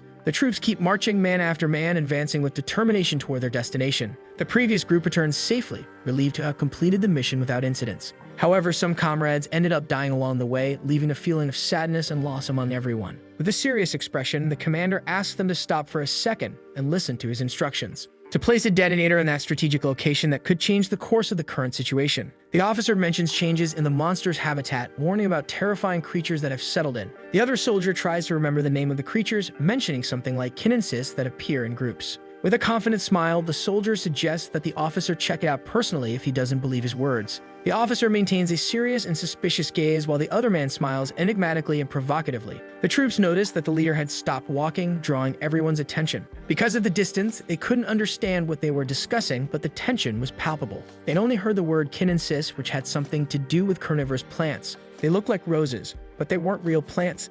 They attacked people who passed nearby. The man realizes how well-informed the young man is and praises him. Curious, he asks the boy's name after noticing he didn't have a visible identification tag. The soldier apologizes and asks if the officer came from Gakshin to receive them, receiving a friendly reply. With a smile, he suggests everyone introduce themselves, starting with his name, Lee Saeman. The man questions the need for introductions since they will be parting ways soon. Reinforcing his indifference, the officer says that since they'll soon be separating, there's no point in introducing themselves. Suddenly, something attacks the character with enormous speed. Everyone is extremely shocked and frightened by the scene. It was the beast named Kinensis, classification number 94, which had just devoured the officer. The situation worsened as they realized there were numerous carnivorous plants around them. Furious, the major moves toward the commander. Laughing, the man no longer cared about anything, stating that he had been wrong about his previous assumptions. The expression on the major's face was terrifying, showing malice in his eyes and making the soldiers uneasy. The commander points to the location, stating that the monster's den wasn't over there, but right here, revealing a new threat. The troops needed to retreat immediately. Another soldier with a focused and determined gaze is praised for his agility. The man with a threatening expression declares that he won't allow the other to leave peacefully. Surrounded by a glowing blue aura, the hero grips his sword tightly, prepared for the imminent confrontation. The creatures attacked anyone who moved without distinction, causing panic and despair among those present. Determined, the soldiers tried to defend themselves bravely, using their weapons and combat strategies. Lying on the ground, a soldier watches in surprise and thinks about a joint attack with a beast. Another, moving quickly, mentally questions the absurd situation and wonders if it makes any sense. Amidst the smoke and chaos, he screams in concern for Corporal Yoon Woo-ja and tries to find him. Corporal Yoon Woo-jae appears holding another soldier and responds loudly as the battle continues in the background. Looking intently at the young man, he orders Semin to flee immediately to save his own life. A massive explosion suddenly occurs, creating a roar that echoes throughout the surrounding area. Everyone is thrown far away with immense brutality, launched like dolls by the devastating impact. The man screams in fury at Kim Kyujin for hurting the chief and not thinking of the consequences. Kim Kyujin charges forward quickly, responding in anger and calling him a damn useless piece of trash. The two clash violently with fast and intense blows as the force of the impact creates gusts of wind around them. Laughing, the man says his enemy is dumber than he thought. A beam of intense blue light shoots from his eye, immediately surprising and destabilizing the enemy, which leaves the enemy worried and unresponsive, paralyzed by the force of the piercing, powerful gaze. The whirlwind created by the Major is capable of launching the commander high into the air, defying gravity with ease. But as soon as he lands back on the ground, he returns with a counterattack full of determination and agility. Asking not to be underestimated, the soldier throws his knife with precision toward the enemy. The knife hits directly in the Major's chest, causing a strong impact and throwing him backward. The blow makes the Major spit blood from his mouth, showing the seriousness of the injury. Meanwhile, the creature approaches dangerously toward the Major's body, ready to attack with its sharp fangs. The creature tries to swallow the Major with its fangs, but the soldier reacts quickly to stop the attack. Demonstrating his strength, the soldier unleashes his power with intensity, driving the creature away and protecting the wounded Major. Now the soldier is filled with even greater rage, determined to finish off his enemies. His determination grows, and he prepares to face any threat that arises without hesitation in his mission. The situation is so dire that the Major appears to have completely lost his mind amidst the chaos. The soldier tells Corporal Yoon that he will create an opening and asks him to follow, determined to push forward. With his sword, he cuts a path fearlessly, slashing through the vegetation and facing any obstacle. It seemed like the perfect chance to escape, but the danger around them was still immense. He desperately shouts for Corporal Yoon, trying to get his attention as the situation becomes more critical. Corporal Yoon was lying on the ground, injured and vulnerable, unable to get up on his own at that moment. Meanwhile, more enemy soldiers were quickly approaching, making the situation even more dangerous and tense. The protagonist realized they needed to escape at all costs, but knew it wouldn't be an easy task. Despite the danger, he wasn't a coward and was determined to face any challenge that came his way. With determination, he lit up his entire body with a bright blue energy, increasing his strength and confidence. His eyes took on an intimidating and frightening tone, reflecting his courage and the intensity of his determination. Gripping his sword tightly, he returned to help his companion, determined to protect him at all costs. And he defended the corporal from an imminent attack, eliminating the threats. Seven patiently waited for the man to stand, showing his determination to keep fighting alongside him. They couldn't give up, so Seven supported the corporal on his shoulder and began to carry him. Their main goal was to survive and return safely to report everything about that hellish place. They wanted to tell everyone about the true hell they had faced and the horrors of that hostile environment. Meanwhile, a soldier grabbed a grenade, ready to throw it at the men who were fleeing quickly. Seven noticed the soldier's action and was completely shocked by the gravity of the situation they were facing. He tried to run faster, carrying the corporal as the grenade dangerously approached in their direction. The explosion was inevitable and occurred, spreading destruction and chaos all around that battlefield. At that moment, dense smoke spread everywhere, making visibility difficult and increasing the tension among the soldiers. The men fell to the ground, exhausted and injured, while the environment around remained covered in dust and smoke. Even so, Semin still held his sword tightly, determined to keep fighting and protect those at his side. He noticed the enemy approaching, surprised to see that the boy was still alive. Realizing that the enemy was hard to kill, he began carefully preparing the next powerful strike. However, the boy was already on his feet, ready to continue the fight with unshakable determination. An intense energy enveloped his body, glowing brightly as he prepared to unleash a decisive attack. With just a single devastating strike, he managed to defeat his enemy, ending the battle in that moment. Semin, exhausted after the intense fight, knew he would emerge victorious despite the deep fatigue he felt. The young man's eyes slowly opened, revealing his confusion as he looked around at what was happening. He saw Corporal Yoon standing in front of him with a serious expression while the environment remained silent. Injured and lying on the ground, Corporal Yoon seemed weakened but still maintained a posture of resistance. Desperately, the character begs the corporal to help him, pleading for a gesture of compassion. But he turns his back without showing remorse, completely ignoring the boy's anguished plea. He grabs his clothes tightly, trying to stop him from walking away, but fails. Then he kicks him brutally, making him release the fabric and fall to the ground. Alone and helpless, he remains on the ground for a while, feeling the pain of rejection. A soldier approaches him, saying that South Koreans had no sense of loyalty. The man prepares to end the protagonist's life, determined to complete his dark mission. Tired of everything he had faced, he just wanted to rest and find a moment of peace. A hand is seen with some bandages wrapped around it, indicating injuries that reveal the intense struggle that had occurred. Semen is lying in a comfortable bed, feeling confused about what happened. He slowly gets up, not understanding where he is or how he got to that place. At that moment, he notices that his sword was next to the bed, within his reach. Touching his weapon carefully, he wonders if there might be any other survivors besides himself in that situation. He clings to the instrument, remembering Corporal Yoon and the hardships they faced together. He decided it was not the time to dwell on that, focusing on his survival and the immediate present. Suddenly, he hears a noise coming from the door, which catches his attention and puts him on alert. Someone enters his room, but he pretends to be asleep to avoid being discovered, holding his breath. The character talks about some delicious foods, mentioning dishes that awaken appetite and curiosity, and starts preparing something while Semen moves closer to his sword. Waiting for the ideal moment, he tried to attack the figure. But upon looking more closely at the room, he is completely stunned, and finding no one, he begins to think it might have been a ghost. However, the old man was floating above his head. He says he was testing the boy after noticing he was pretending to sleep and becomes interested in his memories. Giving a light kick to his stomach, he asks for more respect. He continues saying he wouldn't hit harder because of the young man's injuries.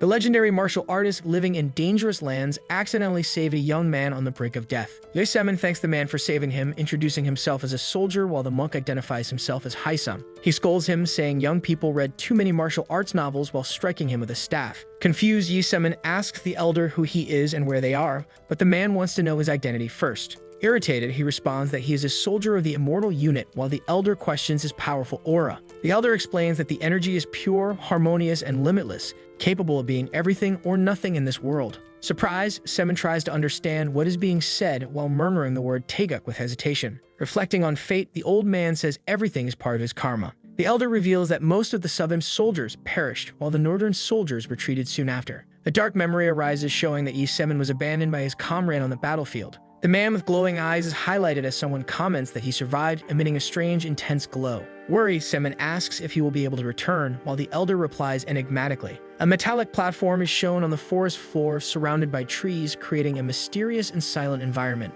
The elder introduces himself as No Hakche, while both stand atop a mountain surrounded by wind. Observing the old man, the protagonist concludes that he is not originally from the north due to his accent. The old man ended up in that place because of unfinished business, reflecting on his past choices. Thinking the boy must be hungry, he said they should eat before continuing. Offering food to Yesemen, the elder says he seemed to be starving, showing concern for his well-being. Curious, he asks where the elder got the food, and he replies that he bought it at a supermarket. While the young man is sitting, the old man stands and when questioned, says he's just going for a walk. The elder advises Yesemen to focus on his recovery, stating that it's time to take care of his body. Calmly, he turns his back and walks away. Alone, he reflects on his thoughts, admitting that being alone makes him think even more about his situation. While tending to his wounds, he thinks of his parents and whether they had been informed. He sets those thoughts aside and decides to focus on his healing. The sun rises between the mountains after 10 days, lighting the landscape and marking the start of a new day. Preparing something in a pot, Semen calls for the elder, who responds irritated, asking what it was this time. While cooking, he questions the man about the mysterious task he is performing in that place. The old man, lying down relaxed, looks at Yesemen and seriously asks if he really wants to know. Realizing the boy was already well, he decides he will tell him more. He asks him to follow immediately, without hesitation, and jumps off with immense speed and agility.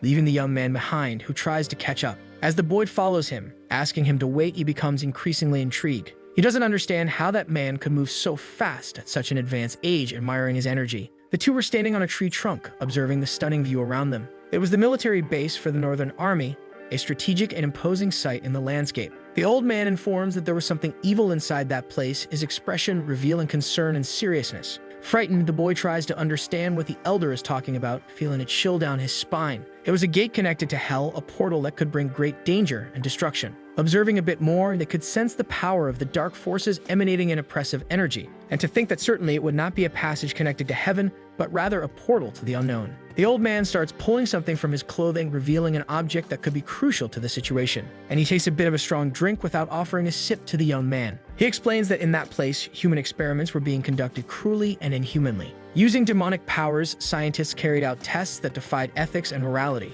While walking, he says the South Korean soldiers were the same, unaware of the gravity of their actions, since they were capable of taking something as theirs without even knowing what it was. It was an evil power that should not exist in that place, representing a threat to all humanity. The two continue walking side by side. They stop abruptly upon spotting a terrifying figure surrounded by dark magic. Curious, The man questions who the boy next to the elder was. The protagonist realizes that his aura was the same as the one the pit had. Park Min-cheol says he heard the old elder was taking a walk through the forest and came to check it out. Grateful, the old man said it wasn't a big event, but rather a danger. He asked the boy to leave immediately, insisting that he should deal with that man alone. Even so, the boy remained by his side, determined not to let him face the danger alone. He wanted to make sure the old man would be alright by himself, worried about his safety and well-being. He knew the elder was a master, but still felt the need to protect him. But that guy was really dangerous, almost like a demon in human form. He advances toward the two characters, wanting to know what they were talking about. The old man pushes the boy away, ordering him to leave. With his powers, he throws him far and he flies over the forest canopy.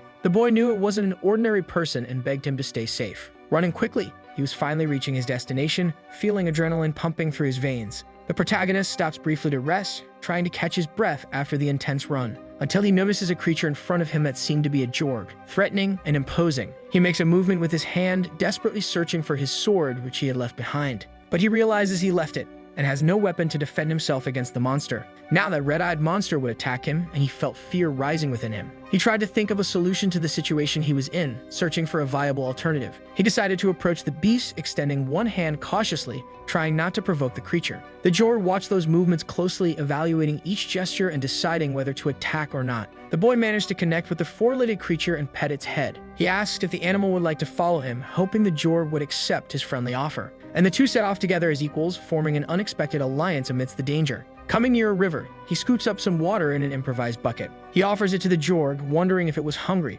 concerned for the well-being of his new friend. Seeing that the animal's teeth were fine, he gives it a piece of raw meat. The creature eats the meat while the protagonist reflects on his life. Sitting down, he thinks about how he's waiting for an old man to win a fight against a demon. Memories start to surface in Semen's mind, bringing disturbing images of a dark past. A figure of a boy appears, sitting in front of a computer on a dark and silent night. His hands are firmly placed on the table next to bones that seem to belong to unknown creatures. Semen slowly approaches, trying to understand the situation while the atmosphere remains tense. The boy, upon hearing Semen's movement, quickly turns around, revealing his frightening face and black eyes. He stares at the protagonist and begins to emit strange sounds that echo through the room, heightening the tension. His mouth opens grotesquely, and something strange and threatening begins to emerge from within. Now transformed, the creature charges toward the hero, showing its massive teeth ready to attack violently. Semen notices the creature's movement and, in a quick motion, prepares to defend himself from the imminent attack. With a precise strike, he cuts off the creature's head, protecting himself and ending the confrontation decisively.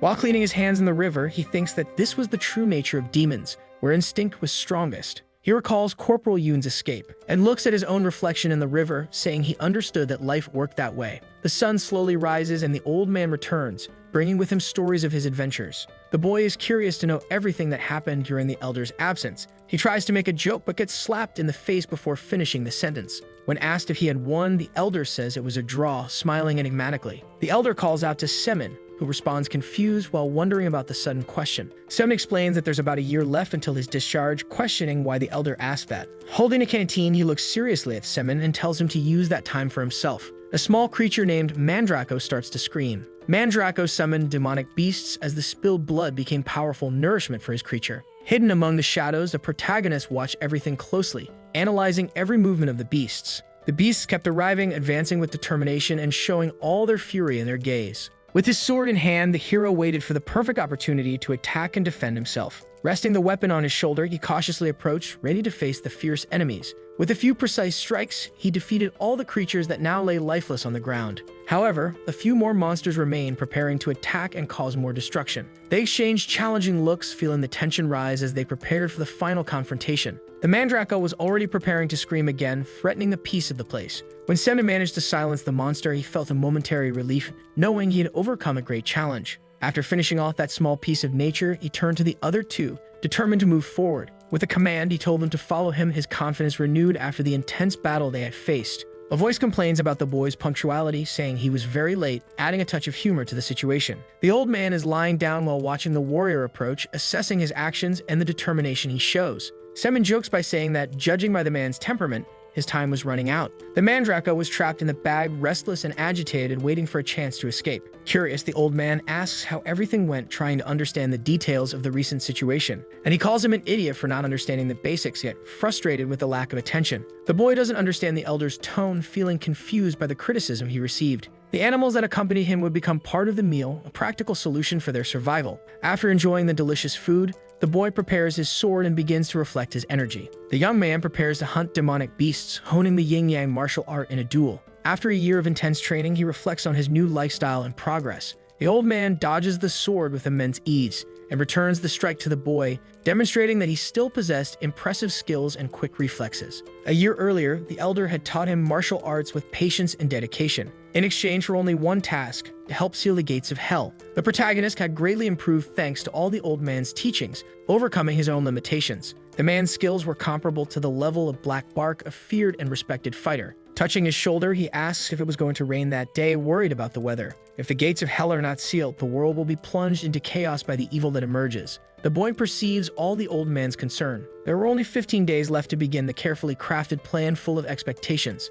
Time passed very quickly, as if the days were flying by in the midst of anxiety. Soon the great day would arrive, bringing with it the opportunity to change their destiny. After 15 days had passed, the tension increased and everyone prepared for what was to come. The two slept in their respective beds, immersed in a deep and restorative sleep. Lying on his pillow, the protagonist thought about tomorrow, reflecting on the challenges that awaited him, in which he would seal the gates of hell and return home, longing for the peace he had lost. When he returned, he knew he would be flooded with interview requests, his story becoming of public interest. He was even already thinking about what to say, imagining how his life would change completely. Sleep came slowly and he finally drifted off into a deep and restorative rest. The figure of darkness is shown, emanating a sinister aura that provokes fear and tension. Two characters engage in an intense battle, fighting with all their might in an epic confrontation. The man tries to strike the boy with all his fury, determined to defeat him at any cost. Being very skilled, he manages to dodge the attacks, using his agility and quick reflexes to protect himself. It was only a dream of the protagonist, who speaks while sleeping. The sun slowly begins to rise, lighting the sky with shades of orange and yellow, and he prepares, adjusting the hem of his pants, making sure everything is in order for the battle. He puts on his coat, feeling the protection it offers against the morning cold. He gathers his supplies and is ready for the battle, determined to face the challenges ahead. Now he looked more like a soldier, with a firm posture and appropriate clothing. The old man hands him something and orders him to press it, his serious expression indicating the importance of the object. He thinks it might be a car key, but doubt lingers in his mind. The boy presses the button and hears nothing, feeling of growing anticipation in the air, until a huge explosion occurs right behind him, making him turn around quickly, surprised and alarmed. After completing the mission, he was to eliminate any place to return to, ensuring there was no escape. Now they would go together to the place, united in their determination to face what was to come. With a tense look, the hero headed toward the final battle, feeling adrenaline pulse through his veins. The enemy's defenses had become much larger and stronger, challenging his skills and strategies at every step. According to the old man, the People's Army was researching the mass production of raiders using evil aura. Park Min-cheol was already an excellent raider, but through biological experiments, he became a true monster. At that moment, he could not be ignored, trembling for what the future might bring. The old man asked the boy to follow him. He quickly begins to camouflage himself using his magic. Confused, the protagonist asked what the plan was to eliminate all the henchmen. He needed to know more to better prepare, but the old man asked him to remain silent. Two soldiers talk about strengthening themselves like Commander Park Min-cheol. A hand rests on the wall, seeking support while cautiously observing the surrounding situation. And the old man slips past the guards unnoticed, while Semin tries to fight bravely against the enemies. The man warns that there were intruders on site, his voice filled with urgency and concern. But it was already too late to call for help, and they ended up tied with ropes, without options. Wasting no time, the old man keeps walking, determined to find a solution to the critical situation. Farther ahead, soldiers were enjoying a meal. The two men walked in silence so as not to be noticed. During the old man's last trip to fetch supplies, he mentions that day would be the new leader's birthday. Thinking from another angle, the protagonist realizes that the leader was helping them unknowingly. Upon reaching a higher point, the elder realizes the moment was perfect. The boy carefully pulls something from his backpack, knowing it was crucial to the situation, and hands the mandrake to the old man, trusting he would know how to handle the creature. With his powers, he begins to manipulate the creature, invoking abilities that surprise everyone present, causing it to release a thunderous scream that echoes through the area and creates great commotion. So loud that the protagonist has to cover his ears, feeling the pain of the piercing sound. The sound echoes throughout the area, growing louder and louder. After that, they would have to move very quickly. But the boy still asked about the old man's plan to stop everything, not knowing many details. Looking at the evil forces, they seemed much deeper than the last time. With his hands, the old man covers the boy's mouth. The soldiers are extremely concerned about the noise they just heard. With a flashlight, the two hidden characters are spotted. Trying to flee, they jump from the top of the building. The soldier tries to contact his comrades, warning that there were intruders at the western border. With wide eyes, he comes across something suspicious. A large creature was arriving at the barracks, advancing with heavy and threatening steps, causing panic. But it wasn't just one. There were several, of all terrifying shapes and sizes.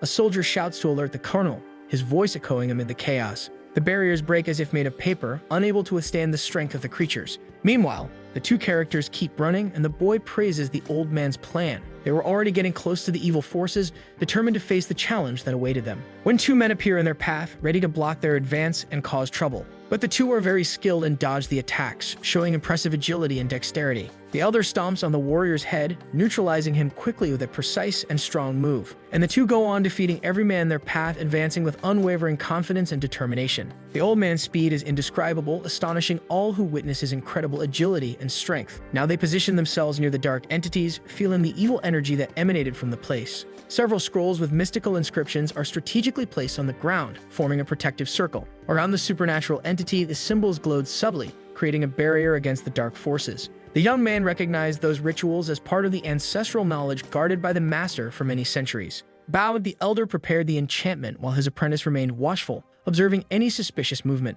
Suddenly, the disciple sensed a disturbing presence silently approaching from the shadows of the place. Park Min-cheol appeared unexpectedly at his flank with clenched fists, ready to deliver a fatal blow. With a swift movement, the enemy struck the boy violently, hurling him toward the dimensional abyss. The impact flung the young warrior into the interdimensional fissure that pulsed with cosmic energy. However, the wise master managed to quickly grab the apprentice's clothing, preventing his fall into the eternal void. However, he had to throw the protagonist toward the edge and ended up falling into the rift. At that very moment, he joined his hands, concentrating deeply as a powerful energy began to emerge. The commander, confused, did not understand the man's intentions and ordered him to stop immediately. Semin charged toward the evil soldier, determined to face his adversary in a fierce battle. Both drew their swords, ready for the fight, with the tension rising between the two combatants. The protagonist displayed an intense gaze full of fury, reflecting his determination to win the battle. The atmosphere was charged with energy as the warriors prepared for the decisive confrontation. The protagonist had a look of fury filled with emotion. While the soldier of darkness provoked him, the intense battle between the two began immediately. The commander was thrown against the wall, resulting in a huge and impressive hole.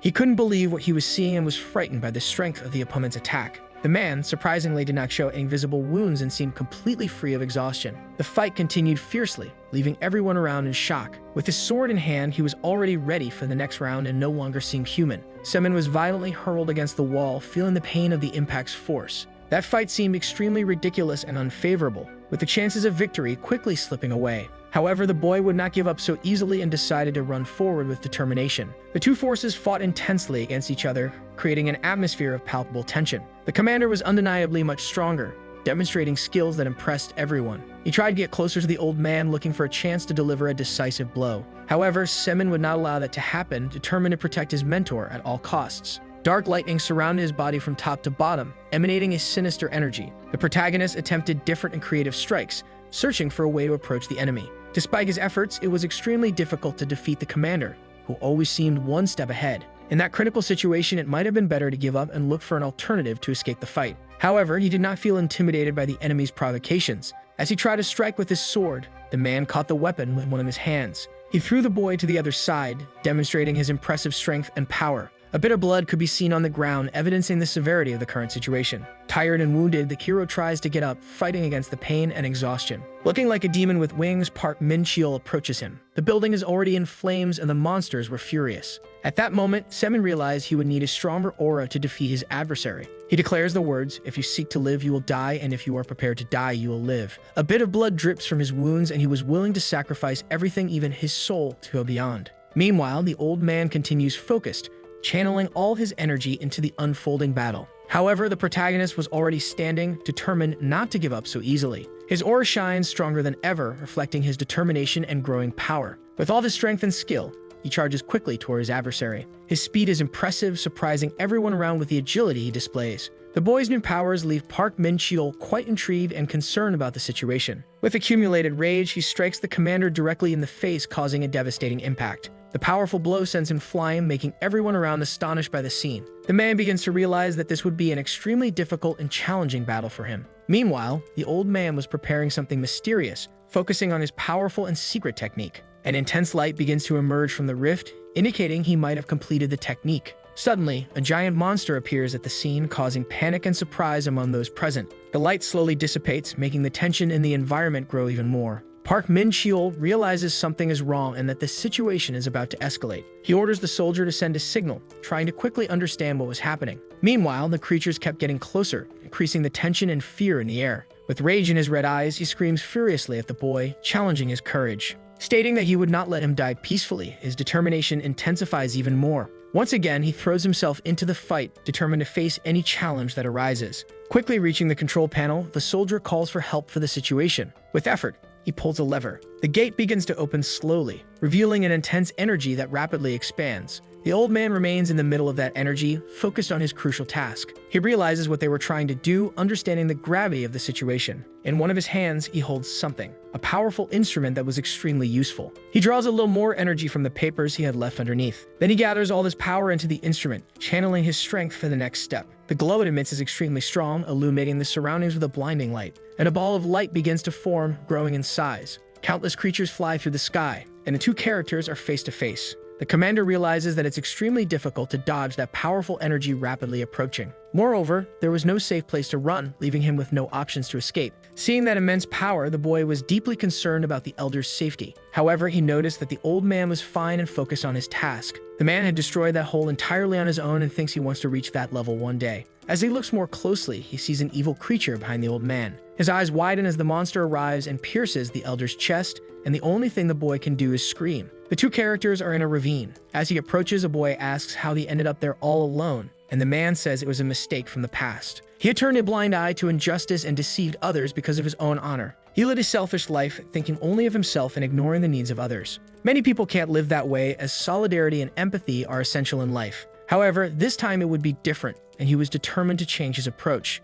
Everyone could change if given a new chance, even if there were things in the world that couldn't be changed. At that moment, the boy no longer remembers the man's words, and the situation returns to the present. He is slowly dying due to the severe injuries he suffered during the previous intense battle. Without a doubt, the boy knew the old man was much stronger in that distant time. The evil creature continues to pursue him relentlessly, increasing the tension and fear in the situation. And the dark energy spreads through the environment, leaving it heavy. Desperate, the boy starts running quickly after his friend, trying to save him at any cost. The commander doesn't understand why he is fleeing, confused by the unfolding situation. His eyes transmit an intense energy mixed with extreme fury that cannot be ignored. With his sword firmly in hand, he delivered a powerful blow to the man before retreating. However, the old man begs him not to approach, warning about the danger ahead. With his beard covered in blood, he orders the boy to run away immediately, trying to protect him from danger. The boy does not feel intimidated and continues to run bravely toward him. He remembers some moments from his life when he often ran away from difficult situations. Many times he fled from various situations in the past, always looking for a safe way out. But he knew that people are capable of changing and making a difference in their lives. Along the way, he received kindness from many people who helped him in hard times. And he became a raider, fighting for the good of humanity and defending those he loves. In that decisive moment, he would not run away, determined to face his worst fears. With his aura brighter than ever, he got close to the evil creature. The monster had a crystal on its forehead and a terrifying appearance. With his sword in hand, he realized something important that left him deeply worried and confused. His aura had completely disappeared, leaving him vulnerable and directionless in the middle of the battle. He was lost, unable to connect to anything, feeling increasingly disoriented and weak. Until in a moment of desperation, he breaks a wall in front of him with his sword. Then he sees an intense light shining on his face, bringing hope and clarity. He notices that there is a man standing in front of him but cannot recognize him immediately, until suddenly he is thrown backward, passing through countless stunning and varied landscapes. His energy travels through the dense forest, the majestic ice mountains rising imposingly, and his body can even be seen floating in space among the stars. He remembers the old man's words calling him an idiot for his actions. While floating in the void, the wise old man appears again, bringing a new twist, and with a touch, he brings him back to life, not allowing him to die. An extreme force brings him back to reality and he falls rapidly from the sky. He distances himself from the elder, feeling the gravity of the situation around him. His eyes begin to move slowly, trying to adjust to the new reality around him. He is lying on the ground with his sword beside him, feeling disoriented and confused. As he gets up, he begins to recognize that familiar place filled with meaningful memories. He notices something moving behind him. It was a large creature that showed some curiosity toward the outsider. A purple mist surrounds the area and 2 moons are in the sky along with strange plants. The protagonist realizes that this is a different world. 3 years later, in another dimension, a man is seen holding a coffee while greeting everyone good morning. An employee notices that Mr. Jae Young had arrived early at his company. Tired, he said that technology was advancing too fast, and that was a problem. He tries to ask if he could give up, but the boss refuses and decides to start the briefing. A presentation is shown by a woman. She said that according to the report, blue-marked raiders should be enough to handle the situation. Beside her,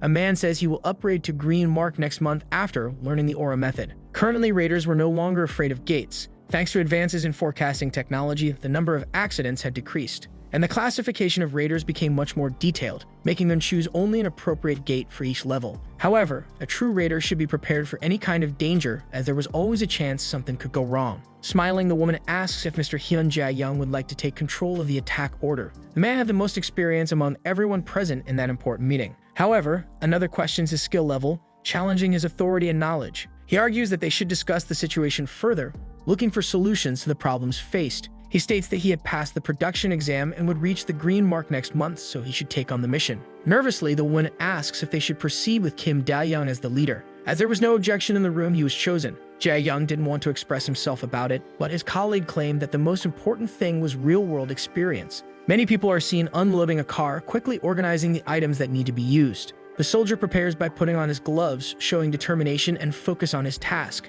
Meanwhile, a man who found the situation strange approaches and asks about it. He asks if the man was upset about what happened earlier. However, the two shake hands, stating that working together is essential to win. Curious, his friend comes closer to know what was said, but it wasn't anything important. The cars were parked near the grass and the soldiers were already getting ready. Kim Da-young asks if the forecast report was already complete. Apparently, there were creatures like Jorg and Karg, not difficult to deal with even in abundance. The mission commander states that Jorg wouldn't be a problem. Finally, everyone could enter the portal, eager to escape the dangerous situation they were facing. The gate would open in just 10 seconds, creating growing anticipation among those present. The countdown begins, increasing the tension as everyone prepares for the imminent battle. Energy dissipates through the environment, creating an electrifying atmosphere that surrounds all the combatants. This causes the gate to slowly open, revealing what lies ahead. The rift begins to grow larger, releasing a powerful and threatening force, until countless creatures come out and head toward the humans ready to attack. There were a total of 30 Jorgs, classified as level 8, challenging the courage of the men. And the men had to deal with them immediately, as the fight began with intense blows. A creature tries a silent attack from behind, but the character is quicker with his sharp sword. He cuts off the beast's head with precision, wiping a bit of blood from his face. An archer continues to complete the mission, shooting with skill and focus at his targets. Countless beasts are hit, falling to the ground as the battle intensifies around them. The character thinks that those men were better than him, admiring their impressive skills and courage. All agents should be prepared for a second wave of attacks. Once again, the creatures were already returning with full force. Now they were the Kargs, classified as level 9. However, the gate begins to change, leaving everyone extremely confused. The man questions what happened, trying to understand the chaotic situation unfolding around him. And apparently the gate was expanding, releasing more creatures that threatened everyone's safety. Now the agents were urgently calling for reinforcements to win the fight and face the powerful enemies. They struck the creatures with strength and skill, showing courage and determination amid the intense combat. They didn't know what to expect, feeling the tension rise as the battle continued. Confident, Kim Da-young was sure there would only be Jorgs and Kargs. The support request was finalized. Worried, the hero asked the man to stay calm no matter what appeared. With a grim look, he was anxiously waiting for that moment, since he didn't know what might show up, until a monstrous figure appears in front of him and he shows intense fear. It was a rank 43 monster, a Drake, a high-level monster that even gold-marked raiders needed intense preparation to face. Looking back, the soldier noticed a strange movement that made him uneasy and concerned. The troops were retreating, leaving the area quickly as if something terrible was about to happen. Many soldiers dropped their swords on the ground, abandoning their weapons amidst the growing despair. Trembling at the worst, everyone wanted to flee and run far away from that terrifying and chaotic situation. But the character knew what had to be done, that everyone should keep their weapons ready for combat. They had to hold out as long as possible until support arrived. But no one knew how they would stop that immense creature. Imposing, Jae-young said they should try everything, even to the death, so that others wouldn't be hurt. The creature's teeth were huge and sharp, reflecting light in a threatening and intimidating way. He saw the soldiers as miniatures due to his gigantic size, which impressed everyone around. Suddenly, something hits him and he falls, losing balance unexpectedly. Everyone is left speechless, surprised by the scene unfolding before their stunned eyes. Someone was on top of the creature, challenging it and saying hi to his companions with confidence. With long hair, he says it's been a while since he saw his colleagues. Descending from the beast, he asks what year it was. He is shocked to learn that it was 20X. The soldier doesn't recognize the man, who seems quite strange and suspicious. He explains that he had been inside the world of that gate for a long time. When they try to identify him, they realize there is no record. He was an unregistered raider, and he claims to be an otaku. Saying nothing, the protagonist listens to theories about him. Pointing at Jae-young, he says he would go with that soldier, and adds that apparently he had a soul. With an order, Semin tells everyone to maintain their positions, aiming to uphold the honor of the service. He says a raider wanted to be with someone who had a soul, not with those who threw their weapons on the ground and fled. Scratching his head, the man agreed, reflecting on the situation while trying to understand everything. The red car drives down the street, attracting everyone's attention with its vibrant and shiny color. Curious, the boy asks if the car belonged to the man, and he replies that he bought it in installments. But he didn't seem like the kind of person who bought things he couldn't afford. Then the man replies that it was because of his girlfriend. Since she said he should be a boyfriend she could be proud of. Semin says he respects him for being a romantic, admiring his sensitivity and outlook on life. Embarrassed, the man decides to stop talking, feeling a bit awkward from the attention he received. But without him, he couldn't stay quiet alone for long and had no one to talk to. In the buildings of the Raider management office,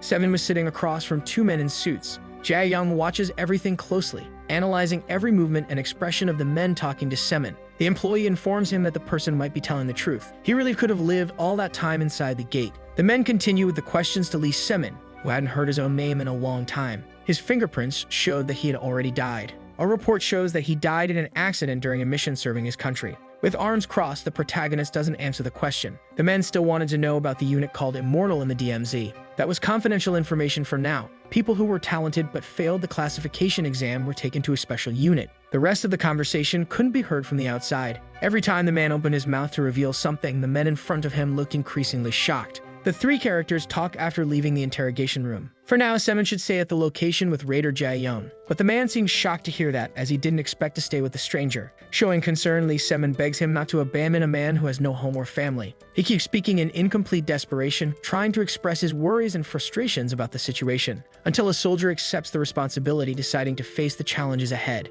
His superior says he did a great job that day, praising his courage and determination. In Jae-young's building, everything's calm and quiet. He was humming while opening a cabinet, excited about the task ahead. He was picking out some clothes for the visitor, trying to choose the best available options. He looks at a pair of underwear with a strange print, laughing at the peculiar choice he found in the closet. They would buy new clothes later, and for now, Semin would have to wear some of his. He makes a joke about the underwear as he holds it in his hands, finding the print funny. That was a gift from his ex-girlfriend, bringing back memories from the past. The man comes out of the shower super relaxed, feeling refreshed and ready for what comes next. With new clothes, he feels much more at ease. Impressed with his appearance, Jae-young says he looks more like a regular human. A sword is shown near the wall, gleaming under the light like a symbol of power. Sitting on the couch, the two begin to talk about the gate and its dangerous implications. Lee Semin says it was literal hell in that place, describing the chaotic situation they faced. The protagonist's family could be contacted now that he had returned, revisiting complex feelings. But he doesn't seem happy about it, reflecting on the consequences of his return and the changes.